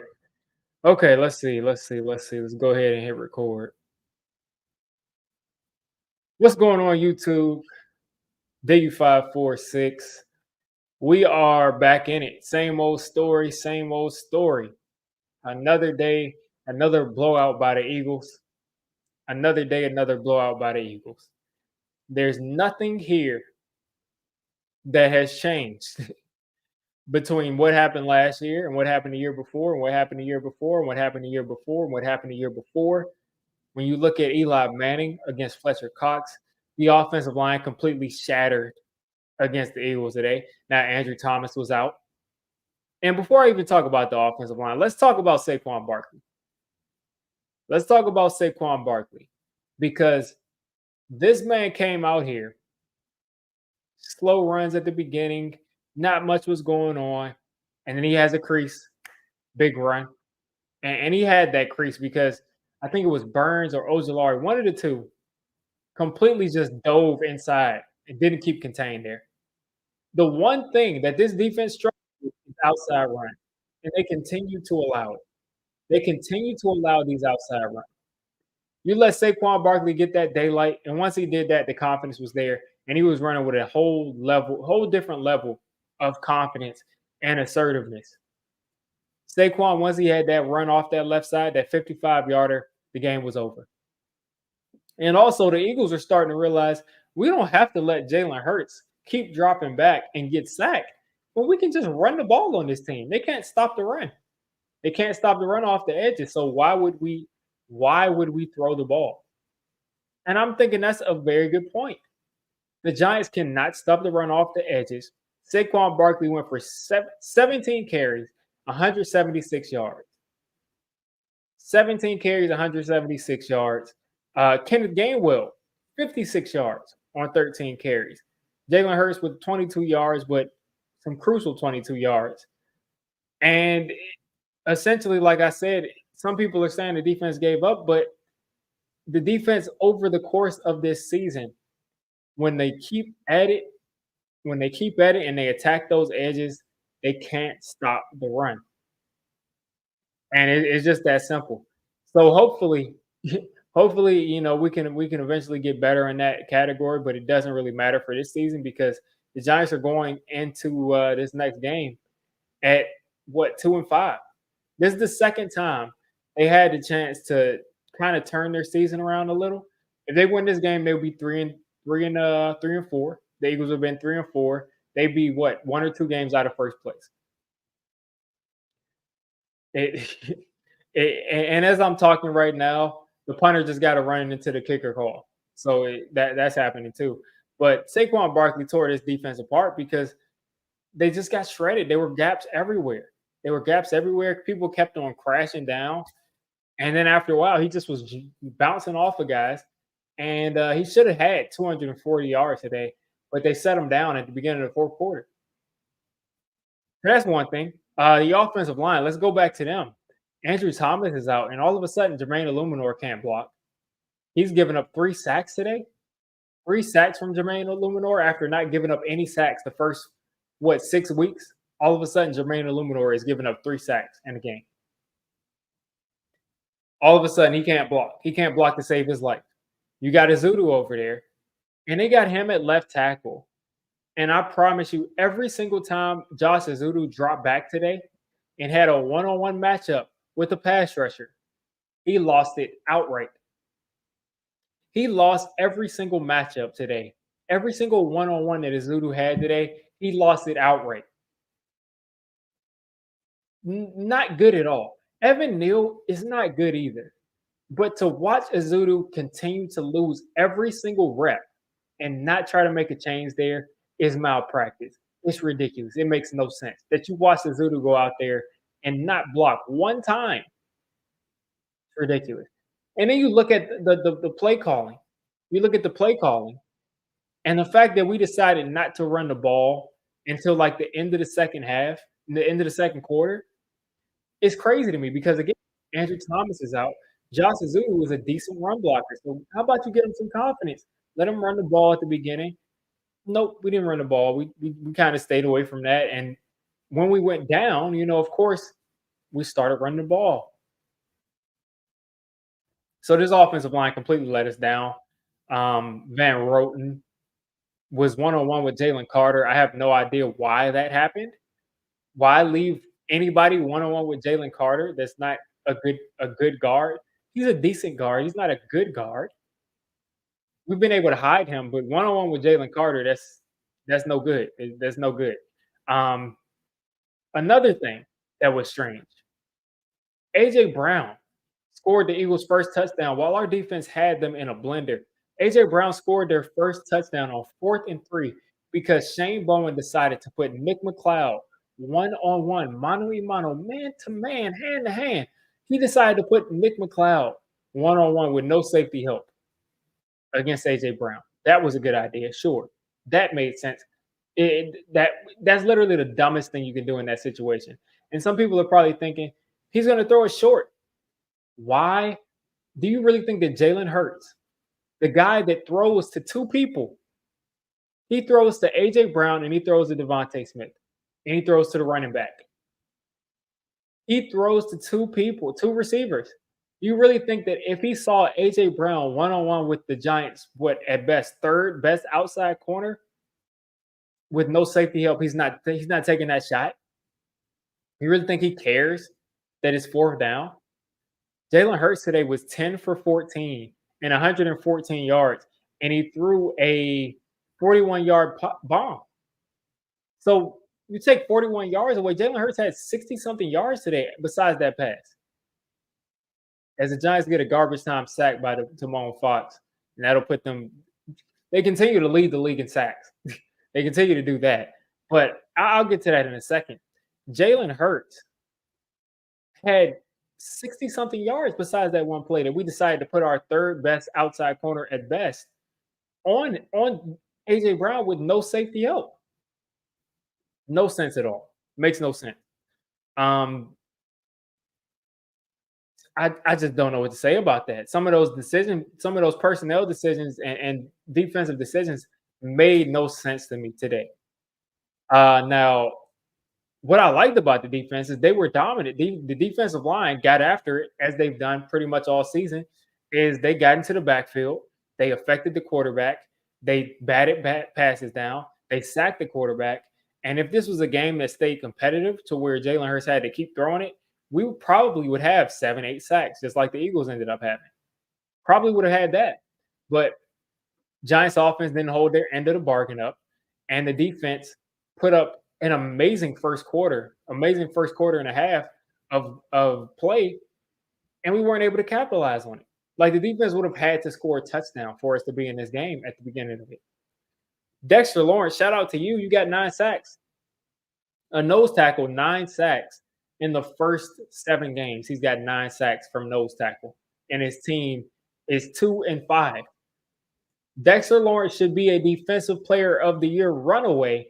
And because this offense and the guy that I'm going to talk about pretty soon, because of this offense, Dexter Lawrence won't sniff the trophy because his offense is this bad. He should be runaway defensive player of the year.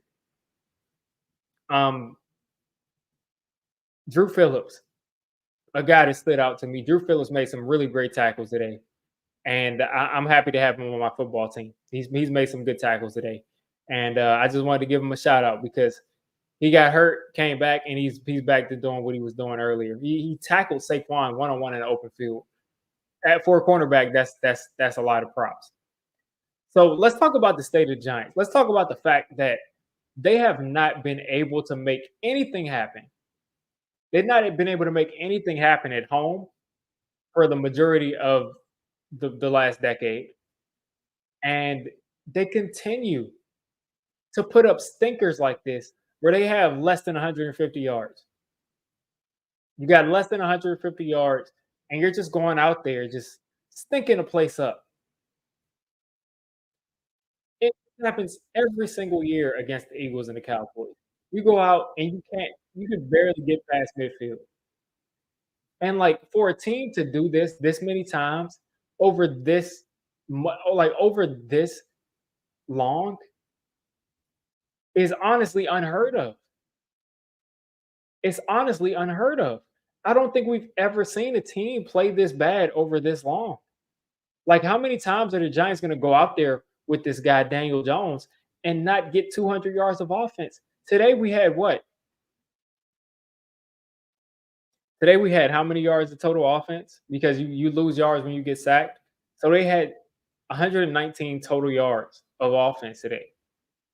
They had 43 passing yards because of all the sacks.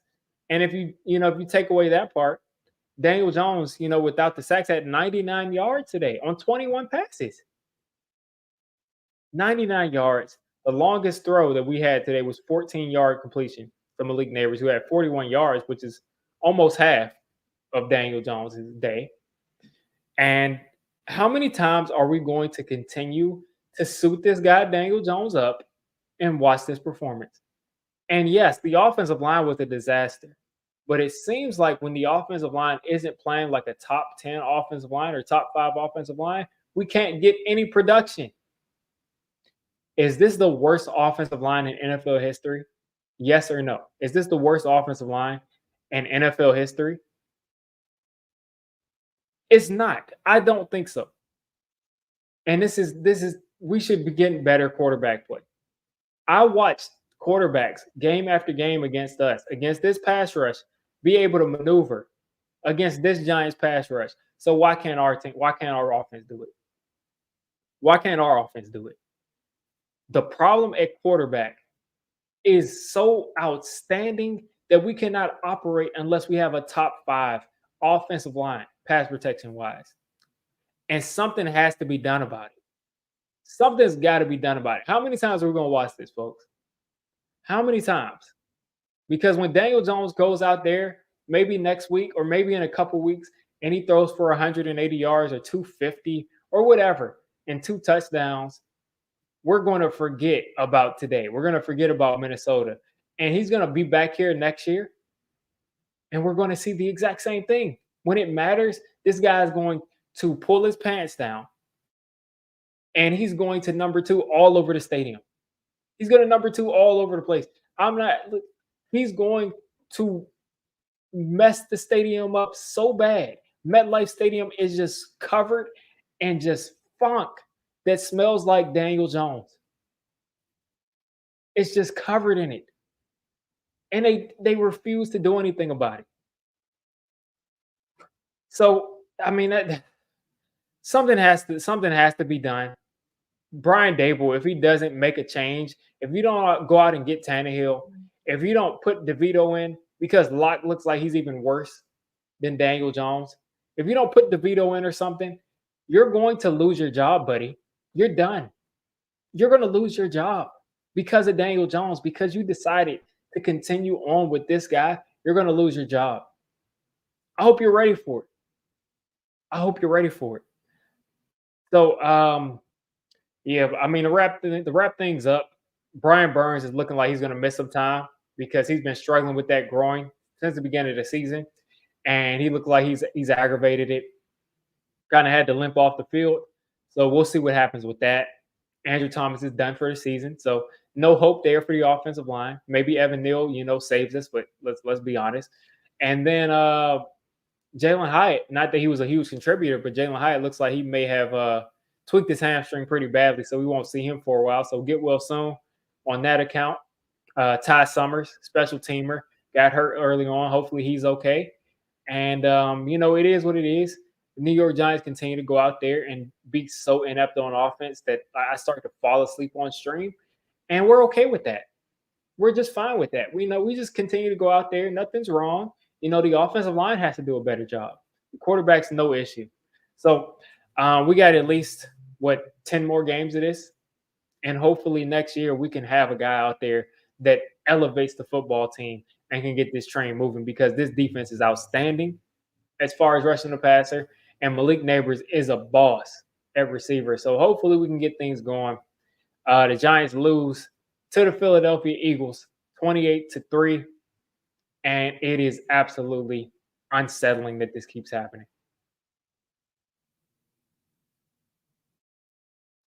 DJ shouldn't start the whole team. He shouldn't start. He shouldn't start the whole season, or he'll lose the team. I think he'll be out there next week. Sadly, it's just so infuriating, but I think he'll be out there.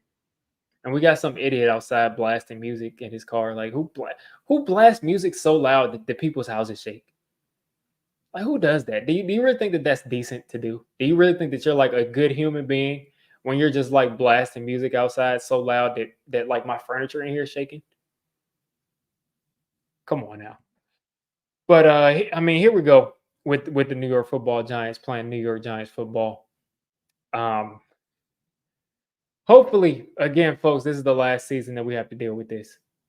Hopefully, this is the last season we have to deal with this because at least if we have another guy out there, it's a new guy, and we have some sort of hope that he can turn it around. Because right now we know what to expect with Daniel Jones. He's going to have games like this. He's going to have games where he played just well enough to say this wasn't on Daniel Jones, and then he's going to have a good game like once every 7 games. And that just equates to just enough to say he's not the biggest problem on this team. But when this happens over 6 years, I think you start to become the biggest problem on this. I don't know. But anyway, let's wrap this up. Let's try to enjoy some football the rest of this day. Hopefully we can get more entertaining things. And we'll be back next week. And take a look out. I hate to do it because I just hate to be bashing my team's quarterback and making a whole video about it. And I feel bad for Daniel Jones because I think he does work hard, but I'm probably going to have to put out a film session talking about what he could have done better. Or maybe I put a film session saying that the offensive line just was so bad and he couldn't do it. But this guy at quarterback is really testing my patience, man. But yeah, I'm gonna get out of here, folks. Unless I see anything crazy in the comments, I'm probably gonna wrap this stream up. And it looks like we're slowing down. All right, folks. You guys have a great rest of your Sunday and try to have a good week. And stay tuned. Stay tuned. We're gonna be back next week.